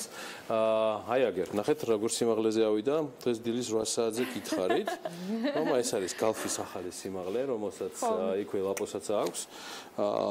ეს არის სოფლიოს კი არა და საქართველოს როგორც მაგნას მალე სოფლიოსიც იყოს, საქართველოს უმდიდრესი სპორტსმენი, რომელიც ფაქტიურად კი არა და არის გალფის ახალი სახე და გალფის ხარისხის ახალი განსაზღვრელი, იმავდროულად ჩემთვის პატივია, რომ ზაზა ფაჩულია არის ჟურნალ Forbes-ის ივნისის გამოცემის ყდაზე და მინდა განსაკუთრებული მადლობა უთხრა აი ამ შესაძლებლობისთვის, რომ სრულიად განსხვავებული ზაზა ფაჩულია ახალი დანიშნულებით, ახალი ამოცანებით მოგვეცა საშუალება, რომ ჩვენი მკითხველისთვის გაგვეცნო და ნინო ჯიბლაძის წვლილი ამ ყველაფერში არის ძალიან ბევრი, ხო და მოიარე საქართველოსთან დაკავშირებით. აი, ნახე რამდენი უნდა მოიაროთ. კარგი. ანა ლაპიაშვილი, ქაბატონებო და ბატონებო და ნინო ჯიბლაძე, მე გავჩუმდები და უსმენ ამას ყველაფერს. და ეს რო არ მეთქვა, არ შეიძლებოდა, იმიტომ რომ მე და ნინჩოს ფაქტიურად ფაჩულიას დაანონსებ და გვიწევდა მხოლოდ სოციალური ქსელი და აგერ ბატონო. მოიკითხეთ, გაყიდვაში აქვს. აუცილებლად გავეცნობით მას საქმიანის მაყურებლებთან ერთად არაერთხელ კიდევ დარწმუნებული ვარ Forbes-ის ამ ნომერს, თუმცა რუკა რომლის გაცნობასაც მე ვითხოვ ამ შემთხვევაში ცოტა მოგვიანებით უნდა შემოგთავაზოთ და რაზე არის საუბარი, ამას თავად ნინო გვეტყვის. გალფთან ერთად მოგზაურობთ ამ მთელი საქართველოს მასშტაბით ზაფხულის გეგმა. ზაფხულის გეგმა, ეგრეთ წოდებული გალფ ზაფხული, დავგეგმეთ, მოვიფიქრეთ და გამახორციელეთ.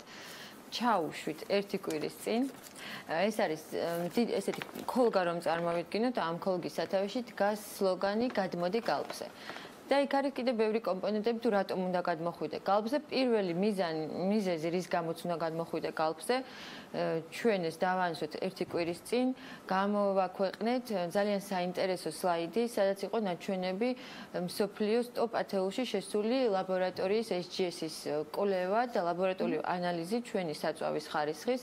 დადგინდა რომ ეს არის ჩვენი საწვავი აკმაყოფილებს ევროსტანდარტის ევრო 5-ის რომის მოთხოვნებაა რომ უახლოეს პერიოდში გვექნება და წინასწარ გვაქვს შესაძლებლობა წინასწარ გაქვს შესაძლებლობა გავში შეიძინოთ ევრო 5-ის სტანდარტის საწვავი, რომელიც არის პირველ რიგში ეკოლოგიაზე გათვლილი, იმიტომ რომ ეკოლოგია დღესდღეობით არის ერთ-ერთი ის მოთხოვნა, რომელსაც ევროკავშირი გიყენებს, რომ ეკოლოგიურად სუფთა უნდა იყოს შენი ჩვენი ჯანმრთელობის მოთხოვნა. ეს არის ჩვენი ხალხის მოთხოვნა, ჩვენი ძალიან დიდი სურვილი, რომ რა თქმა უნდა ეს საწვავი, რომელიც შემოდის საქართველოში, არ მოქმედებდეს ჩვენ და ჩვენი შვილების ჯანმრთელობაზე.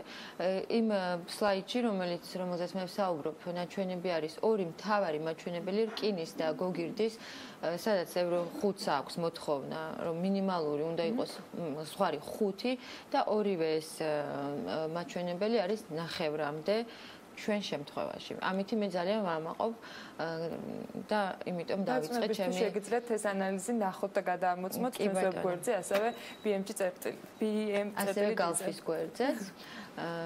ეს არის ის, რითიც მინდოდა დამეწყო, ტექნიკური დეტალი, მაგრამ ამას მოყვება ძალიან ბევრი სახალისო დეტალი.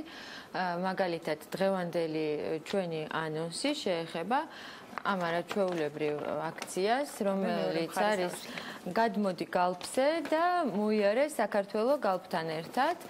მოიარე საქართველო გალფთან ერთად, რა თქმა უნდა, არ გულისხმობს იმას, რომ გინდა თუ არა ყველაფერი უნდა მოიარო, ან იქ წახვიდე, სადაც გალფი გქონდა, მაგრამ ამ ხელს ძალიან დიდი შრომა ჩაიდო ამ რუქის შექმნაში. ეს არის ინტერაქტიული რუქა, სადაც დატანილი არის საქართველოს 30 აუცილებლად მოსანახულებელი ლოკაცია. ეს არის ისეთი ლოკაციები, რომელიც თუ არ გაქვს ნანახი, ჯობია რომ ამ შემთხვევაში მე კიდევ ერთხელ შევრცხვები ჩვენი მაყურებლის წინაშე და ბევრზე ვიტყვი რომ არ მაქვს ნანახი. დიახ, იცით რა არის, მეც არ მაქვს ბევრი ნანახი. და სწორედ ამ ეს რაღაცა დანაკლისი სულ არსებობდა ჩემში, რომ სად ვნახო რა, სად ვიარო საქართველოს. როგორ ვნახო? შეიძლება არის, რა თქმა უნდა, ესეთი ინფორმაციები დევს ვებგვერდებზე, შეიძლება ბროშურებიც არის გამოცემული, მაგრამ რუკა მართალი გითხრათ არ მინახავს. ამიტომ მოვიფიქრეთ ასეთი რუკის შექმნა, სადაც დატანილია ეს 30 ლოკაცია, რომელსაც თქვია მასცი.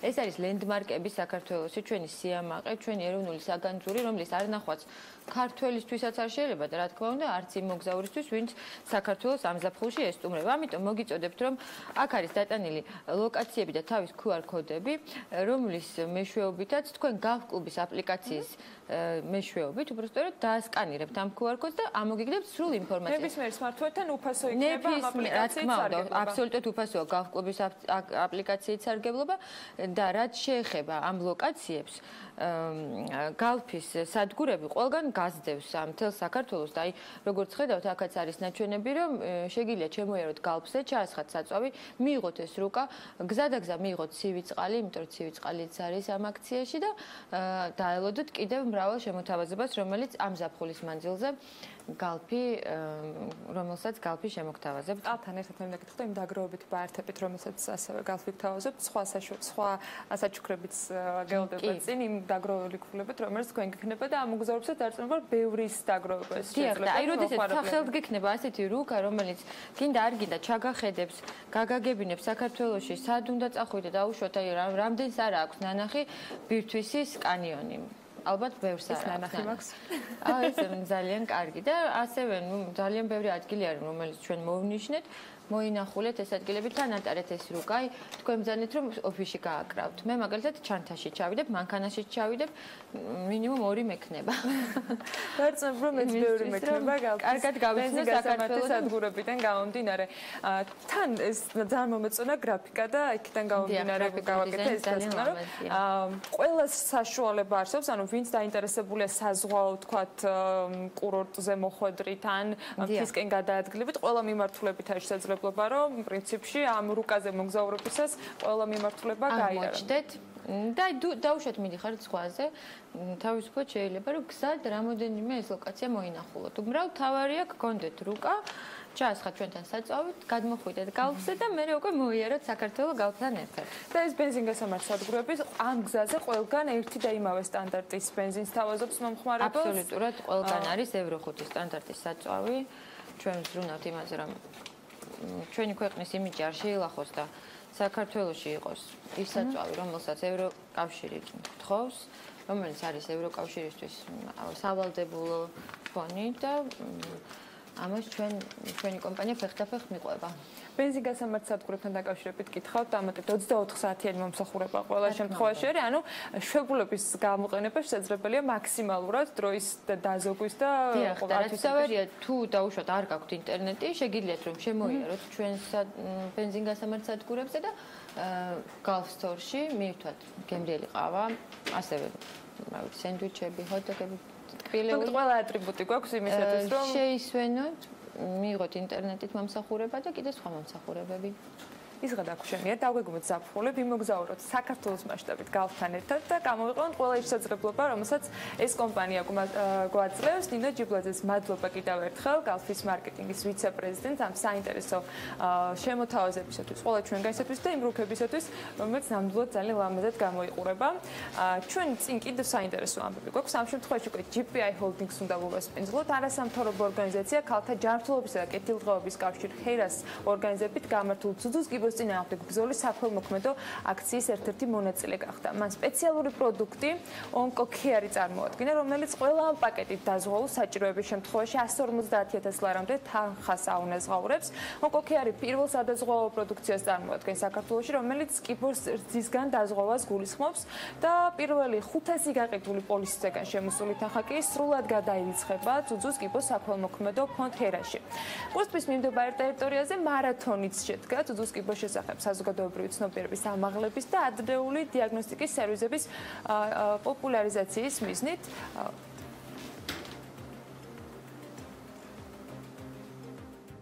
წელს ჩვენი ერთ-ერთი მხარდამჭერი არის GPI Holdings, სადაზღვევო კომპანია. მას აქვს პროექტი ონკოკეარი, რომელიც არის ითვალისწინებს საკმაოდ სოლიდურ ფინანსურ გარანტიებს ყველა მოსახლეობისათვის, ვინც აიღებს ამ პაკეტს და ჩაიტარებს დაზღვევას, შესაბამისად მას აქვს გარკვეულწილად გარანტია იმისი, რომ თქვათო დიაგნოზის დასმისთანავე თუ მსგავსი შემთხვევა იქნება, მას ექნება სოლიდური ფინანსური გარანტიები. ეს საკმაოდ მისადაგებული არის ჩვენს თემატიკასთან და ამიტომაც მოხარულები ვართ, რომ მარათონის და კავშირი ჰერას პარტნიორი წელს იქნება GPI Holding. ჩვენ GPI Holding-ის თანამშრომლები ძალიან მოხარული ვართ, რომ ვიღებთ მონაწილეობას ამ მარათონში, ასევე ძალიან მოხარული ვართ, რომ ვამცნოთ საზოგადოებას, რომ უკვე გვაქვს ისეთი პროდუქტი, რომელიც უშუალოდ ამ რისკების დაზღვევას ეხება და მიმართავს, რა თქმა უნდა, ყოველთვის GPI Holding-ი ზრუნავს თავის კლიენტებზე და აწვდის მათ სწორედ იმას, რაც მათ ყველაზე მეტად სჭირდებათ. მეგობრების დღე მაქვს, უფროსურად დილა. აი ყველა ეს დილას გისურვებთ თქვენ საქმიანს. ვადლობთ რომ ხართ TV პირველზე და გვისმენთ რადიო ჰერეთის და რადიო თბილისის საშუალებით და შემდეგი თქვენთვის რესპონდენტი თან საკმაოდ საინტერესოც, ჩემთვის საინტერესო რესპონდენტი და კარგი მეგობარი, თინა სტამბოლიშვილი, GPI Holding-ის საზოგადოებასთან ურთიერთობის სამსახურის ხელმძღვანელი. გვესტუმრა დილა უთენია და სწორედ ამ თემაზე გავაგრძელებ საუბარს. თინა დილამშვიდობის. ანუ საკმაოდ ახალი შემოთავაზება ქართული ბაზრისთვის. მაგაზეც ვიდეოდი და რაღაც საინტერესოდ გადაება და ცოტა გული დამწლა, რომ თინას ეს თქვა კომენტარი ამ თემაზე არ შედგა კოტე მარდალეიშვილის და კოტე მარდალეიშვილის სტუმრობის შემდეგ. დღეს იყო ჩვენთან ამ სხივური მედიცინის ახალი ცენტრის გახსნის თემაზე და ამ კონტექსტში არის რა თქმა უნდა უაღრესად მნიშვნელოვანი, ჩემი ეს არის საქართველოსთვის ძალიან მნიშვნელოვანი დაზღვევა. ჩვენ შევიმუშავეთ ამ სოფლის წამყვან გადამზღვა კომპანია შვეიცარიელ სვისრესთან ერთად სპეციალურად მოვარგეთ ჩვენს პირობებს და ამ პროდუქტის უნიკალურობა ის არის, რომ ეს არ არის ჯანმრთელობის დაზღვევა, პირველ რიგში უნდა აღინიშნოს და უშუალოდ ეხება ონკოლოგიური რისკისგან დაზღვევას. და ამ პოლისის ფლობელი ონკოლოგიური დაავადების აღმოჩენის შემთხვევაში მიიღებს მაღალ ფიქსირებულ კომპენსაციას, მაქსიმალური კომპენსაცია, რაც ახლა გვაქვს, ეს არის 150.000 ლარი და ამ თანხის განკარგვის თავისუფლება, ასე ვთქვათ, აქვს თავად დაზღვეულს. ჯანმრთელობის დაზღვევისგან იმით განსხვავდება სწორედ, რომ ეს ფიქსირებული კომპენსაცია თავად დაზღვეულმა შეიძლება მოიხმაროს როგორც კურნალობისთვის, ხადი ასევე სხვა სხვა მიზნებისთვის შეიძლება სხვა პრიორიტეტები კონდეს დაასრულოს, თუმცა ცხადია ვიცით რომ უმრავლესობა მოიხმარს ამას მკურნალობაში, ისევე როგორც ჩვენთან თემ სოფლიოში არის ასე ვთქვათ, ეგრეთ წოდებული second opinion, ანუ ალტერნატიული თვალსაზრისი, როდესაც სერიოზული დიაგნოზია დასმული, ჩვენი თანამოქალაქეები მიმართავენ ასე უცხოურ კლინიკებს და ეს ძალიან დიდ ხარჯებთან არის დაკავშირებული, ისევე როგორც შესაძლებელია მათ შორის საქართველოს ფარგლებს გარეთ ამ თანხის განკარგვა. კიდევ ერთხელ ვამბობ, ამ თანხის განკარგვა არის მთლიანად დაზღვეულის ნებასრულზე დამოკიდებული, კომპენსაციის გაცემა ხდება უმარტივესად რამდენიმე დღეში დიაგნოზის საფუძველზე და სხვადასხვა კომპანია არ ითხოვს არანაირ დოკუმენტს ამ ხარჯის დამადასტურებელს, როგორც ვთქვათ, ჯანმრთელობის დაზღვევაში. ეს ერთი, მეორე ეს განასხვავებს მას როგორც კლასიკური გაგებით ჯანმრთელობის დაზღვევის პოლისისგან, ხო? სწორედ ეს არის და მეორე, ასევე უაღრესად მნიშვნელოვანი ის, რომ არის ძალიან ხელმისაწვდომი. მაგალითად 150 ლარიანი ლიმიტი რომ შეიძინო, დაბალა სოყოფილ წრეში 25 წლამდე ადამიანისთვის ეს პოლისი დაждდება თვეში სულ რაღაც 5 ლარი. ხოლო უფრო დაბალი ლიმიტი, მაგალითად 100.000 ლარი 50 ესეც შეიძლება შეიძინო, კიდევ უფრო ნაკლები. 12.000 ლარიანი ლიმიტი, მაგალითად წელიწადში 5 ლარი ჯდება, ანუ სწორედ ეს არის ამ პროდუქტის უნიკალურობა. თუმცა ხელმისაწვდომია ასევე დამოკიდებულია ასაკზე დაზღვეულის და იმ ლიმიტზე, რომელსაც შეიძენს. ასაკობრივი კატეგორიები როგორ იყოფა? აი ესეთი 25 წლიანი ბიჯებით ასე ვთქვათ და მაქსიმალური ასაკი რომელიც შეიძლება დაესხოს არის 65 წელი და გონია რომ სოციალური თვალსაზრისითაც არის ძალიან მნიშვნელოვანი ეს პროდუქტი საქართველოსთვის. ჩვენ ვართ სოლიდარობის ფონდის მხარდამჭერები რამდენიმე წელია უკვე და ვიცით ზედმიწევნით ის პრობლემები რის წინაშეც რომ არ იყოს ესე ყველა ხედავს რომ ძალიან ხშირად ხდება თანხის შეგროვება როდესაც ადამიანს ეს დაუდგინდება და ვფიქრობ კიდევაც რომ სექტორთან ერთად დავიწყოთ კონსულტაციები სახელმწიფოსთან, რადგან ესეთი ხელმისაწვდომია ამ რისკის დაზღვევა, რომ სოციალურ დაუცველი მოსახლეობა მაინც ჩავრთოთ მასობრივად ესეთ სადაზღვევო სისტემაში, თუმცა ჩვენ ეგუში მივიღეთ მონაწილეობა სწორედ ზუზუსკიბოს მარათონში, რომელიც ერთი თვე გაგრძელდება, სწორედ იმ მიზნით, რომ რაც შეიძლება მეტ ადამიანს გავაგებინოთ ამ შესაძლებლობის შესახებ და მეტი ადამიანი ჩავთოთ ამ სისტემაში. აი ბოლო მონაყოლიდან 65-მდე არის ზღვარი. მაგალითად ამ ასე ვთქვათ, პოლისით ისარგებლა 63 წლის ადამიანმა, რომელსაც ცხადია თქვენ აზღვევთ უპრობლემოდ, იგი ისარგებლოს ამ ყველაფრით. და მას შეუსრულდა 5 წლის მერე 68 წელიწად. და თუ ის იხთის ამ მომსახურებას, რომელიც ცხადია მისთვის იქნება გაცილებით ძვირი, მისი ასაკიდან გამომდინარე, უგრძელდება თუ არა მას ეს პოლისი, ვთქვათ, რო გადაცდება 65 წლის ასაკს. თუ მას სურვილი აქვს, რომ ისარგებლოს. კი ბატონო, ერთადერთი გამონაკლისი ამ პოლისისა, ჯესეთი უმარტივესია გაფორმება, განაცხადიც არ არის, პოლისი აწერს ადამიანი ხელს და ერთადერთი გამონაკლისი, ასე ვთქვათ, ეს არის დაზღვევამდე არსებული ონკოლოგიური დაავადება. ცხადია, თუ კი ადამიანს უკვე დაუდგინდა ეს დაავადება, მისი დაზღვევა არ ხდება და ცხადია არც ანაზღაურება არ მოხდება ესე რომ იყოს, თუმცა თუ კი ადამიანს არ აქვს ონკოლოგიური დაავადება, მას შეუძლია შეიძინოს და მიუხედავად ასაკისა 65-63 წლის ადამიანმა რომ შეიძინოს 5 წლის შემდეგ, 10 წლის შემდეგ 5 წლის განმავლობაში მოქმედებს ეს პოლისი და ყოველწლიურად პრემიის გადახდის საფუძველზე შეიძლება ჩვეულებრივად ისარგებლოს ასევე ერთადერთი მინდა რომ აღვნიშნო დაზღვევის შემთხვევაში უფასოდ იმავე ლიმიტით დამატებით პრემიის გადახდის გარეშე არის დაზღვეული ასევე 18 წლამდე შვილები ადამიანის ავტომატურად. საჭიროა თუ რა GPI-ის საბაზისო სადაზღვევო პაკეტის ქონა იმისათვის რომ ეს დამატება მიიღო. სწორედ ეს არის, ეს არ არის ჯანმრთელობის დაზღვევა კიდევ ერთხელ ვამბობ და ცალკე შეიძლება რომ იყიდო ონკოქეარი ნებისმიერ ადამიანს შეუძლია ეს ასე ვთქვათ ასევე არ მოქმედებს როგორც იცით გარკვეულ კატეგორიას ეხება აი ხა ცვლილებები ჯანმრთელობის საყოველთაო ჯანდაცვაში და თუ ვთქვათ რაღაცას აქვს არჩევანი რომ ჯანმრთელობის დაზღვევას თუ შეიძენს აღარ აქვს საყოველთაო პროგრამა ეს არანაირად არ ეხება ჯანმრთელობის დაზღვევას და შეუძლია ცალკე რა თქმა უნდა შეიძინოს. მოკლედ ჯერ იყო დილით და როგორც აღნიშნე ბესო სურგულაძე და კოტე მარდალეიშვილი, ეხლა უკვე GPI ონკოქეარით თინა სტამბოლიშვილის აგრესიულ კამპანიას აწარმოებს ამ ახალი პროდუქტის რომ დამსახურებულადაც სოციალური და თანადამემშვიდობებით ერთი რამე და აუცილებლად აღნიშნო გამოვეხმაურო გუშინდელ 10 და 11 მოხდარ სიტყვას და ძლიერ წვიმას ინფორმაცია უკვე იყო მაგრამ კიდევ ერთხელ თქვი 24 საათიან რეჟიმში როგორ მუშაობდა GPI ჰოლდინგი ეს ერთი და აუცილებლად კიდევ ერთი რამ უნდა აღინიშნოს რომ ფართოდ გაშუქდა რა თქმა უნდა საინფორმაციო საშუალებებით ყველა საუბრობს იმაზე თუ რა სავალალო შედეგი მივიღეთ ხო ერთი რამ უნდა ითქვას რომ ამ ადამიანებს რომ ქონოდა დაზღვეული ეს რისკი მიიღებდნენ ანაზღაურებას კერძო სადაზღვევო სისტემიდან აი ერთხელ მithkomს და ახლაც უნდა გავიმეორო ცივილიზებულ ქვეყნებში იქ სადაზღვევო სისტემა მუშაობს სტიქიური მოვლენების დროს სადაზღვევო კერძო სადაზღვევო სისტემა ანაზღაურებს 70-80% ამ ზარალის და სახელმწიფოს არ აწვება ეს თვითად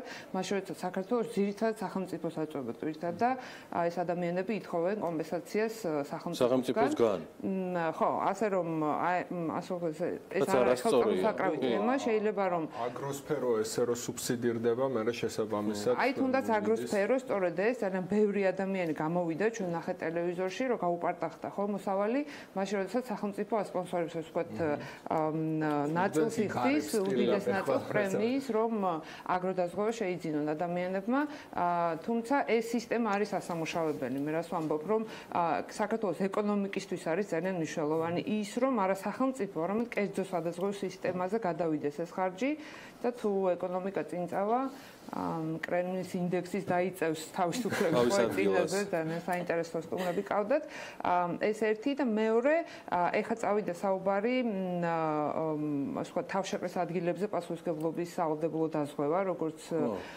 იცით და ასევე სააგენტოებმა გააშუქეს რუსთავის ბაზრობაზე უამრავი გასაყიდი ავტომობილი დაისეტყვა და რა თქმა უნდა ეს ძალიან დიდი ზარალი იმ ადამიანებისთვის ვინც ამ ბიზნესში არის ჩართული და სწორედ აი პასუხისმგებლობის დაზღვევა მაგალითად ანაზღაურებდა ამ ზარალს რომელიც ამ მანქანების ფლობელების მიადგა ასე რომ ეს ძალიან მნიშვნელოვანი თემა კერძო სადაზღვევო სისტემის სათანადო ამუშავება არის ძალიან მნიშვნელოვანი ქვეყნის ეკონომიკისთვის და ფიქრობთ რომ აი ეს ნაბიჯები ნელ-ნელა მაგრამ მაინც რომელიც დაიძრა კიდევ უფრო ანუ კერძო სექტორი იჩენს ამ ინიციატივას თქვენ ელოდებით რომ ამ ინიციატივას ვინმე მოპასუხოს მთავრობიდან მაშინ რა უნდა გააკეთოთ ხადია დაზღვევა არის სპეციფიური თემა სპეციფიური ბიზნესი ასე ვთქვათ და აი როგორც ჩვენ ნახეთ მაგალითად წინ 13 ივნისის სტიქის შემდეგ ჩვენ შემოვიტანეთ უფასო ეს საჩუქარი ავტომობილებისთვის სტიქისგან დაზღვევას ვაძლევდით საჩუქრა და გამოხმაურება იყო ძალიან დაბალი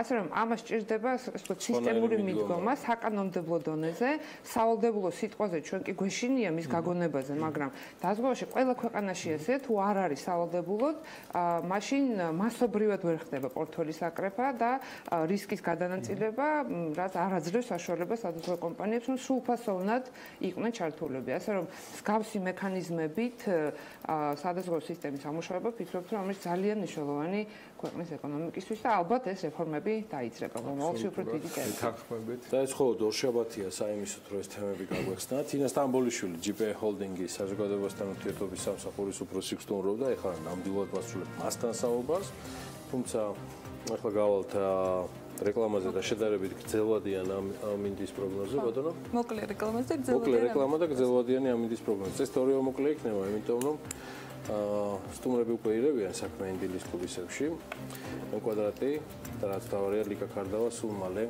თავისი რუბრიკით ჩვენთან საქმიანი დილაში მოგდრობით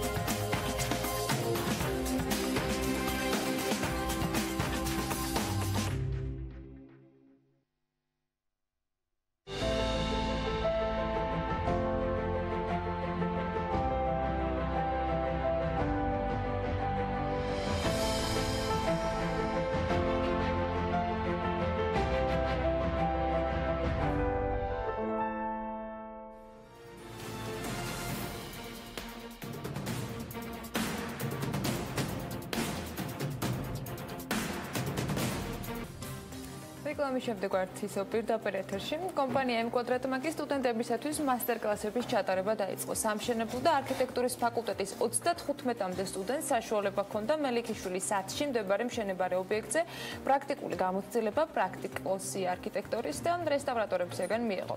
ამ თემის დეტალები ჯერ სიუჟეტში ვნახოთ და თავად მელიქიშვილის 10 ნომერზე ცოტა მოგვიანებით უკვე სტუმრებთან ერთად ვისაუბრებთ. ჰარმონიული ურბანული გადაწყვეტილება თანამედროვე მშენებლობაში. ამ თემაზე კომპანია კვადრატმა მელიქიშვილის 10 ნომერში დაგეგმილი მშენებლობის ობიექტზე სტუდენტებისთვის მასტერკლასები ჩაატარა. მონაწილეთა შორის იყვნენ როგორც საქართველოს ტექნიკური უნივერსიტეტის სამშენებლო და არქიტექტურის ფაკულტეტის სტუდენტები, ასევე თემით დაინტერესებული სხვა უნივერსიტეტების წარმომადგენლებიც. მასტერკლასის მიზანი მომავალი არქიტექტორებისთვის თეორიულ ცოდნასთან ერთად უნიკალური პრაქტიკული გამოცდილების გაზიარება იყო. მოვიწვიეთ არქიტექტურის და სამშენებლო ფაკულტეტების სტუდენტები, რადგან მათ პრაქტიკულად ენახათ ის პროცესი, რომელიც მიმდინარეობს. ეს არის თანამედროვე და ძველი არქიტექტურის შერწყმა, ესეთი გადაწყვეტილება, რომელიც ძალიან საინტერესოა და შეუნარჩუნებს ქალაქს, ვთქვათ, იმ იერსახეს, რომელიც ჰქონდა ამ შენობას, რომელსაც ფიზიკურად, ესე ვთქვათ, ამოწურული ჰქონდა თავისი რესურსი და ეს იყო ყველაზე იდეალური გადაწყვეტა ამ შემთხვევაში. პროგრამას არქიტექტურისა და აღდგენითი სამუშაოების ექსპერტი გოგო თურმისრიაშვილი და პროექტის ავტორი არქიტექტორი ირაკლი შარაშიძე გაუძღვნენ. მასტერკლასის მთავარი თემა არსებული შენობის ადაპტაციის მოდელის წარმოდგენა იყო, რაც თანამედროვე არქიტექტურაში ძველი და ახალი შენობის არქიტექტურულ სინთეზს, არსებული არქიტექტურული ნიმუშების კონსერვაციის პროცესს, ასევე ნიმუშების დემონსტრირებასა და რესტავრაციის გეგმასა და ადაპტაციის საუკეთესო ანალოგების ჩვენებას გულისხმობს. იმის და მოიხადავთ მას ძეგლის სტატუსი არ ქონდა, ჩვენ მორალურად შევთვალეთ, იმიტომ რომ რეალურად თითქმის ერთი საუკუნის შენობა და თავისი სახასიათო ელემენტები გაზდევს, რომ ეს შენობა დაგვეტოვებინა და გაგვეკეთებინა ისეთი მაგალითად, რაც მთელ სოფლიოში არსებობს, ეკლექტიკა ორი ეპოქის, თანამედროვე და ძველი არქიტექტურის, თუმცა მერე კვლევის პროცესში გაირკვა, რომ შენობა იმდენად ავარიულია, რომ მისი რეალურად შენარჩუნება იმდენ პროცესს და იმდენ ჩარევას მოითხოვდა, რომ თავის ავთენტურობას დაკარგავდა, ამიტომაც რესტავრატორებთან და გადავწყვიტეთ, რომ გაგვეკეთებინა რესტავრაციის, ანუ ადაპტაციის დაშლა აწყობის პროექტი. ორი საუკუნე ერთ შენობაში ამ სინთეზით შექმნილი საერთაშორისო ბრენდის სასტუმროში 125 ნომერი განთავსდება. პარალელურად კი ამავე ობიექტზე კომპანია 18 საცხოვრებელი ბინის აშენებასაც გეგმავს. პროექტის ჯამური საინვესტიციო ღირებულება 16 მილიონი ამერიკული დოლარია. ექსპერტების დასკვნისგან გამომდინარე, შენობის ფასადი საჭი მოითხოვდა სერიოზულ გამაგრებას და ჩარევას რკინაბეტონით, რკინის ბადით და სხვა მჭიმებით და გამომდინარე აქედან ჩვენ გადავწყვიტეთ, რომ მოხდეს დაშლა აწყობის პროცესი, მოიხსნა დეტალები არქიტექტურული შენობის მნიშვნელოვანი უბნებიდან და სამომავლოდ მათი გამეორებას ვაპირებთ მომავალში. იმისთვის, რომ სტუდენტებს პროექტის განხორციელების შესახებ სრული წარმოდგენა ჰქონდეთ, კომპანია მათ საშუალებას მისცემს მშენებლობის პროცესს, მშენებლობისა და რესტავრაციის სხვადასხვა ეტაპებზე დააკვირდნენ. კომპანია კვადრატმა შემოგთავაზა საინტერესო კონფერენცია აღდგენა გაძლიერებასთან დაკავშირებით, რაც რესტავრირება მოხდა, ასევე დემონტაჟიც.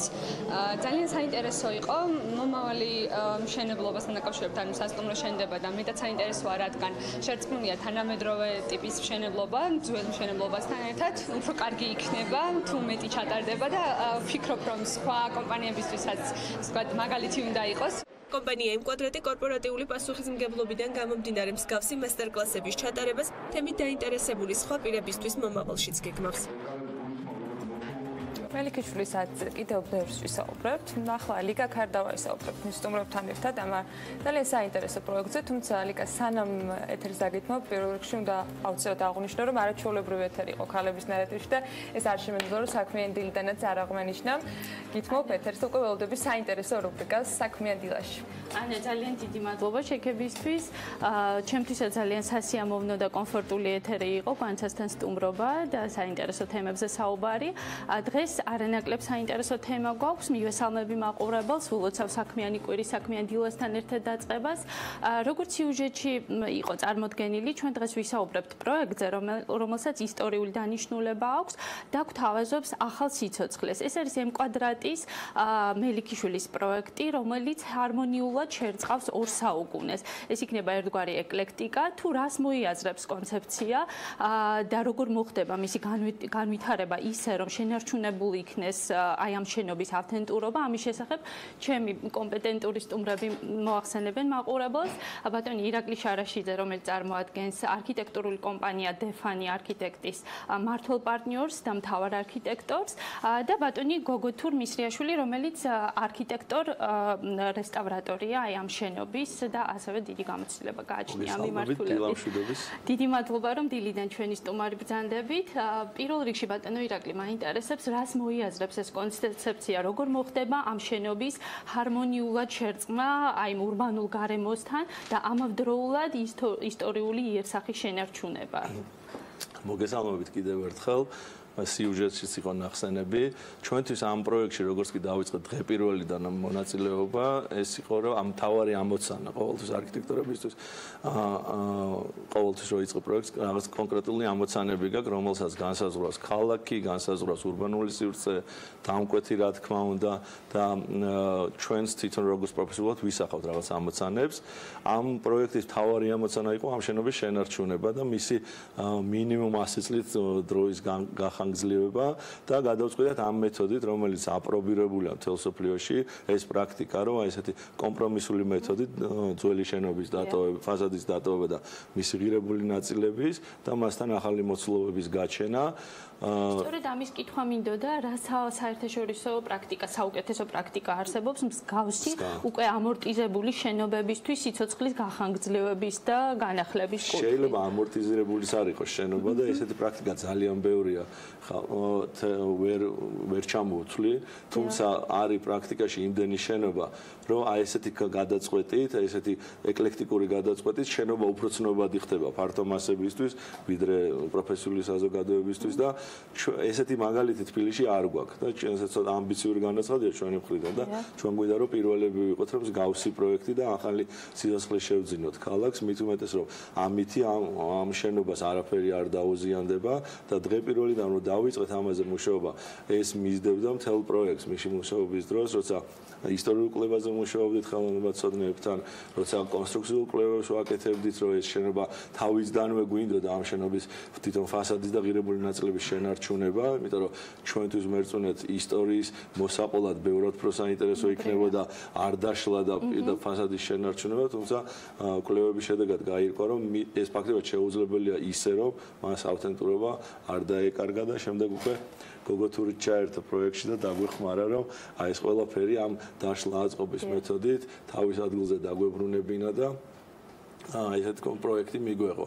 ამ პროექტის განხორციელებაში ურბანულმა სივრცემ რომ შეგვიწყო ხელი, იმიტომ რომ დღესდღეობით ეს შენობა ძალიან ფონურია, ჩაკარგულია, მით უმეტეს შემდგომი სტალინური პერიოდის შენობები, ამ ხაზში არსებული შენობებით საერთოდ დაჩაგრულია, მე უკვე ჩვენ ეპოქაშიც ევორდის შენობა და თარხნიშვილზე განვითარებული ახალი შენობებმა საერთოდ დაჩაგრა და ახალი მოცულობების გაჩენით მასზე ურბანულ სივრცეს შევავსებ და წინა პლანზე გადმოვწევთ ამ შენობას და უფრო ცნობადი გახდება ანუ ვიზუალურად უფრო ესეთი განახლებული სივრცეს შეიცება და ამავე დროს წინა პლანზე წამოვა შეიძლება უფრო დომინანტურის გახდეს მელიქიშვილზე ვიდრე სასტუმრო საქართველოა და აი ეს ხაზი რაც აქვს სასტუმრო საქართველოს და შემდეგ უკვე აქეთ-იქით არსებულ სტალინურ ძველ შენობებს ამ ხაზიდან ამოვარდება და შეიძლება უკეთესიც იყოს რომ აქცენტი გადაიტანოს რაღაცა უფრო თანამედროვეზე და ამ ისტორიულ შენობაზე კიდევ უფრო.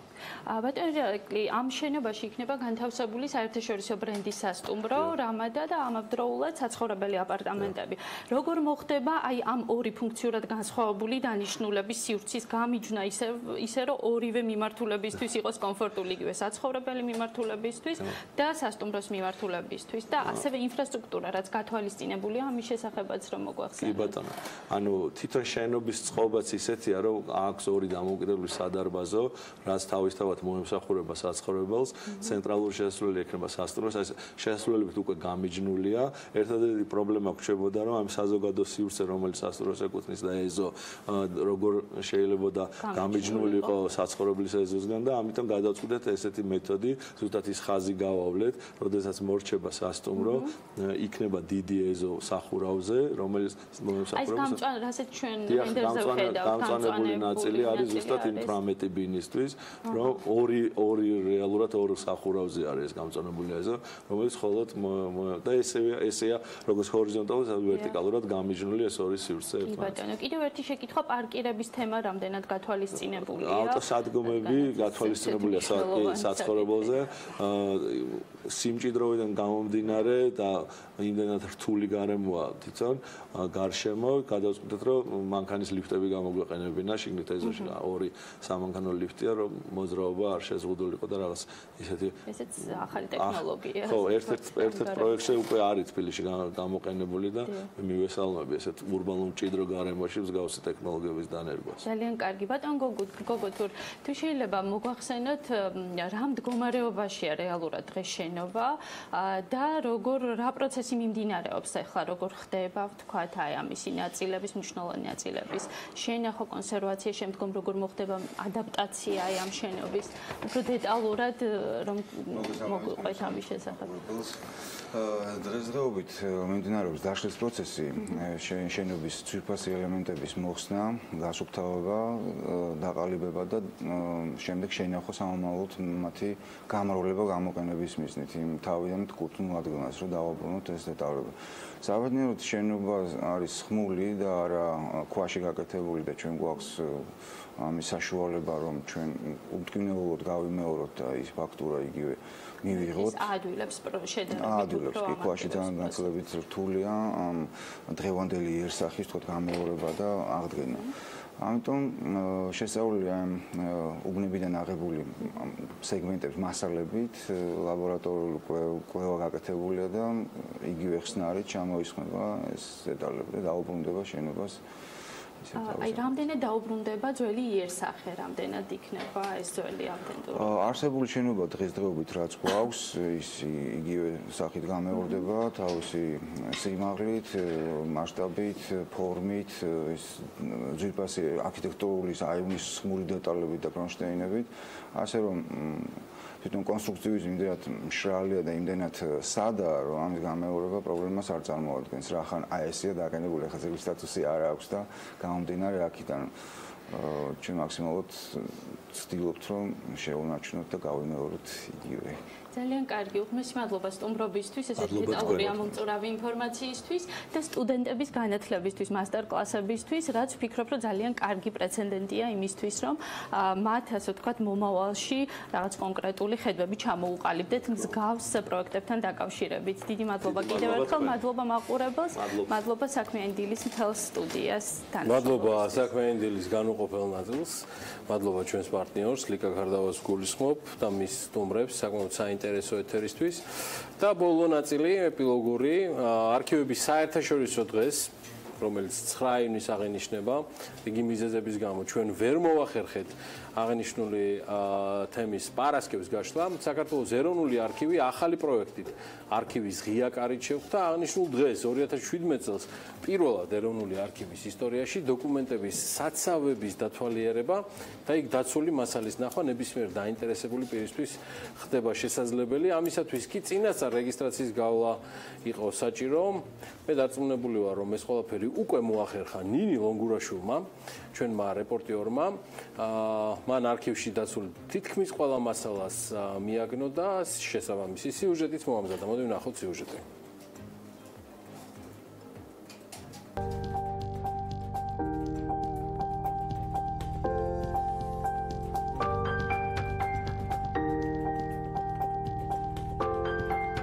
არქივის ღია კარი იწყება კინოფოტოფონო დოკუმენტების საცავებიდან და წამოღწევით.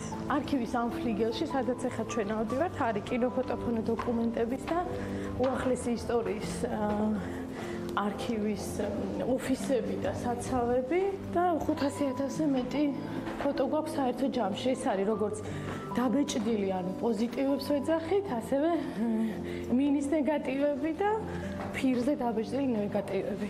ჩვენ ვიმყოფებით ეროვნული არქივის ფოტოსაცავში, სადაც თავმოყრილია მრავალი დოკუმენტი, როგორც ნაბეჭდი ფოტოების სახით, ასევე ნეგატივების სახით. ყველაზე ძველი ფოტოალბომი 1858 წლისა.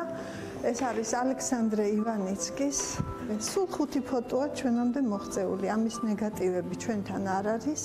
მხოლოდ ნაბეჭდი ფოტოებია ძველი თბილისის და ერთი სვეტი ცხოვლის ხედი მცხეთაში. ეს არის თავადაზნაურობა 19 საუკუნის დიდგვაროვნები, სამხედრო პირები. და როგორც მიხეილ თამარაშვილის. კი, ვინ არის ესეც აღწერილია და უკან სამარკო ნიშანი აქვს ფოტოგრაფის, რომელმაც ეს ფოტოები გადაიღო. ეს არის ჩვენი ფოტონეგატივების საცავი. გვაქვს 1918 წლიდან ნეგატივები, უფრო ადრეული ჩვენამდე არ მოსულა არქივამდე. ნიკო ნიკოლაძის და გიორგი ნიკოლაძის საოჯახო კოლექციიდან გვაქვს ყველაზე ძველი ფოტონეგატივები. შემდგომში უკვე ფირზეც იბეჭდებოდა და დღემდე მიდის შევსება ჩვენი ამ ეროვნული ფონდის. მეტრებიები, მოგვიყევით, რა ისტორიას ინახავს ეს ოთახი? კონკრეტულად ეს ოთახი გახლავთ ჩვენი, ესე იგი ეროვნული არქივის ფონოგანყოფილების სამუშაო ოთახი. აქ ინახება ჩვენს აუდიო საცავებში ინახება ჩანაწერები გასული საუკუნის დასაწყისიდან დღემდე, ეს არის აუდიო ჩანაწერები, არის ძალიან მრავალფეროვანი, რაოდენობაც საკმაოდ დიდია, მოიცავს ძალიან დიდ პერიოდს. მართალი გითხრათ, ძირითადად არის საბჭოთა პერიოდის ჩანაწერები, ამიტომ რომ ეს ტექნოლოგიების განვითარება ამ პერიოდს დაემთხვა, მაგრამ არის უაღრესად საინტერესო, იმიტომ რომ ეს საბჭოთა პერიოდი არ გულისხმობს იმას და არ აკნინებს, რა თქმა უნდა, ამ ჩანაწერებს. აქ არის უაღრესად საინტერესო ქართული ხალხური შემოქმედების ნიმუშები, ასევე არის სპექტაკლები, ინტერვიუები ცნობილ ადამიანებთან, პოეზია, გალაქტიონის ხმა გვაქვს, აკაკი წერეთლის ჩანაწერი, კონსტანტინე გამსახურდია, სხვა მწერლები, პაულო იაშვილი და ასე შემდეგ. ეს სიმღერა ალბათ ყველა მიცის რა.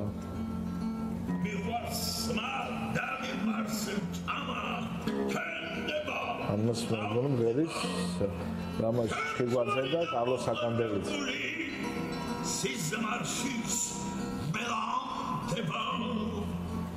ყველაზე უძველესი რაც კი არქივში ინახება, გახლავთ ეს 19 საუკუნის სახარება.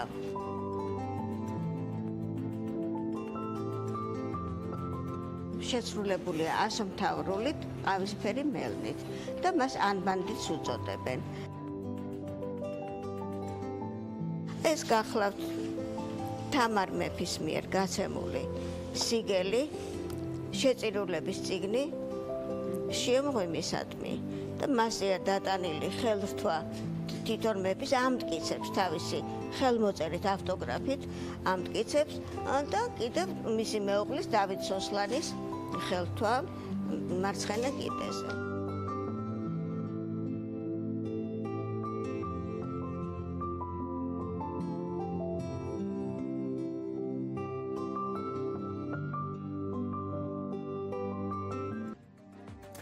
საუკუნეებში მოგზაურობის შემდეგ ნინი ლონგურაშვილი ახლა ისევ არქივიდან, ოღონდ უკვე 21 საუკუნიდან 2017 წლის 12 ივნისის ზუსტად ამ დროს გვერდება პირდაპირ ეთერში. ნინი დილამშვიდობის. დილამშვიდობისა. დილამშვიდობისა ყველას მივესალმები ჩვენ მაყურებელსაც. მე მქონდა შესაძლებლობა პარასკევს მომევლო საქართველოს ეროვნული არქივის შენობა, დამეთვალიერებინა ის დაცული წერილობითი დოკუმენტები, ასევე იმდროინდელი ფოტოები, ასევე ხმის ჩანაწერები მომესმინე, რომლებიც მე-9 საუკუნიდან ინახება საქართველოს ეროვნულ არქივში. და მკვლევარებს ეს შენობა შესაძლებლობას აძლევს, რომ არ მხოლოდ ნარატივით, თხრობით თუ მოყოლით გაიკვლიონ, ასე ვთქვათ, თავისი ისტორიული ცნობები, არამედ პირდაპირ შეეხონ აი ამ დაცულ მასალებს. ჩემთან ერთად ახლა იმყოფება ანტონ ბაჭარაძე, რომელიც დილიდან გვიყვება, ასე რომ ვთქვათ, ისტორიებს ბიზნესზე, თუ რა ტენდენცია იყო მე-19 საუკუნიდან. მე ჩვენ წინ ახლა დევს ეს დოკუმენტები, ბიზნეს დოკუმენტები და მე ვიცი, აქ არის ერთ-ერთი სარაჯიშვილის წერილიც. როგორ მოგვიყვე ამ ყველაფრის შესახებ? მოგესალმებით, დიდ მადლობას გიხდით მოწვევისთვის. დიახ, მე-19 საუკუნეში საქართველოს ეროვნულ არქივში ზოგადად ყველა ადამიანს და ყველა თემაზე აქვს საშუალება, რომ მიიღოს საკმაო ინფორმაცია, მათ შორის თქვენი გადაცემის პროფილი ბიზნესთან არის დაკავშირებული და ჩვენ შევარჩიეთ რამდენიმე დოკუმენტი, რომელიც უკავშირდება ბიზნესს და ყველა ადამიანი, თითქმის ვინც მე-19 საუკუნეში, მე-20 საუკუნის დასაწყისში მოღვაწეობდა თბილისში და საქართველოში და აწარმოებდა ბიზნესს, თითქმის ყველა არის მოხსენებული ჩვენ დოკუმენტებში. სარაჯიშვილი ვახსენეთ და არის მისი თხოვნა ქალაქის მმართველობისადმი, რომ გახსნას სპირტის სახდელი და სარექტიფიკაციო ქარხანა პირველი. ასევე სხვა დიდი სახელებიც აკაკი ხოშტარიან, ნიკო ნიკოლაძე, აგრეთვე თბილისის სომეხი ეროვნების მოსახლეობა, იგივე თამამშევი, ავიღოთ მელი ქაზარიანცი, ყველა მათგანის დოკუმენტები, რამდენადაც ისინი ურთიერთობდნენ სახელმწიფოსთან, დაცულია ეროვნულ არქივში და საკმაოდ საინტერესო მასალას წარმოადგენს მკვლევარებისთვის, თუ რა ტენდენცია იყო ზოგადად მე-19 საუკუნეში, როგორ ვითარდებოდა თავიდან მცირე საწარმოების დონეზე და მხოლოდ ისეთი მცირე ბიზნესების, ხოლო შემდეგ უკვე მე-20 საუკუნის დასაწყისში შემოდის ისეთი დიდი ბიზნესები, როგორც მაგალითად ჭიათურის მანგანუმის, შემდეგ ფოთის სპორტის აშენება, ნავთობსადენი ბაქოდან ბათუმში და ყველაფერი ეს დოკუმენტი ინახება ეროვნულ არქივში. დიახ, უამრავი დოკუმენტების რაოდენობა ეროვნულ არქივში რამდენიმე მილიონს აღწევს და თითქმის ყველა თემაზეა და ჩვენთან ზოგადად სადღაც წელიწადში 1500-ზე მეტი მკვლევარი, ისტორიკოსი და ისე უბრალოდ დაინტერესებული პირი მოდის, მათ შორის 100-ზე მეტი უცხოეთის მოქალაქე ეცნობა ამ დოკუმენტებს და ამუშავებს თემებს. ასევე ამის საშუალება აქვს ნებისმიერ ადამიანს, ჩვენ უფრო და უფრო ვიამხდებით საზოგადოებისთვის, ვატარებთ ტურებს, გვაქვს ბევრი საინტერესო პროექტი, რათა ბევრმა ხალხმა გაიგოს ამ ყველაფრის შესახებ და შესაბამისად ეს რაოდენობაც იმატებს, რაც ძალიან კარგია ზოგადად დარგის განვითარებისთვის ქვეყანაში. ძალიან დიდი მადლობა. მადლობა რომ იყავით დილიდან ჩვენთან ერთად. მე დარწმუნებული ვარ და ამაში ჩემი წამყვანებიც და პროდიუსერების და მეთანხმები რომ საქმიანი დილის სტუდია მისცემს ეროვნულ არქივს საშუალებას იმისთვის რომ უფრო ფართოდ და საინტერესოდ ვისაუბროთ და უფრო მეტი დრო გქონდეს აი ასეთ საინტერესო თემაზე სასაუბროთ. მე კი მაყურებელს შევახსენებ რომ ღია კარის დღე რომელიც წელს პირველად გაიმართა და ეროვნულმა არქივმა რიგით მოქალაქეებს საშუალება მისცა რომ პირადად შეხებოდნენ აი ამ დაცულ მასალებს. ხვალ 3 საათზე კიდევ ერთხელ იქნება ასე რომ შეგიძლიათ მოგწანდეთ არქივში და დაათვალიეროთ დაცული მასალები, როგორც ფოტოები, ხმის ჩანაწერები და ასე შემდეგ. რაზეც ვისაუბროთ რეალურად დღეს ჩართვაში და მადლობა ამისთვის ეროვნულ არქივს. ჩვენ კი საქმიანი დილას მე ხვდა წილად რომ საქმიანი დილა ჩვენ დავასრულოთ ეროვნული არქივიდან, რადგან დროს გადავაჭარბეთ. მე ჩვენ დაგემშვიდობებით. აი ასეთი იყო დღევანდელი საქმიანი დილა. მაყურებელს კი წინელის ქალების ნარატივი, უფრო საინტერესოდ მოყოლილი ამბები ქალებზე და არა მარტო და უკვე 3 საათზე ბექა ბაციკაძე ჩაგაყენებთ საქმის კურსი, ასე რომ ხვალამდე მადლობა.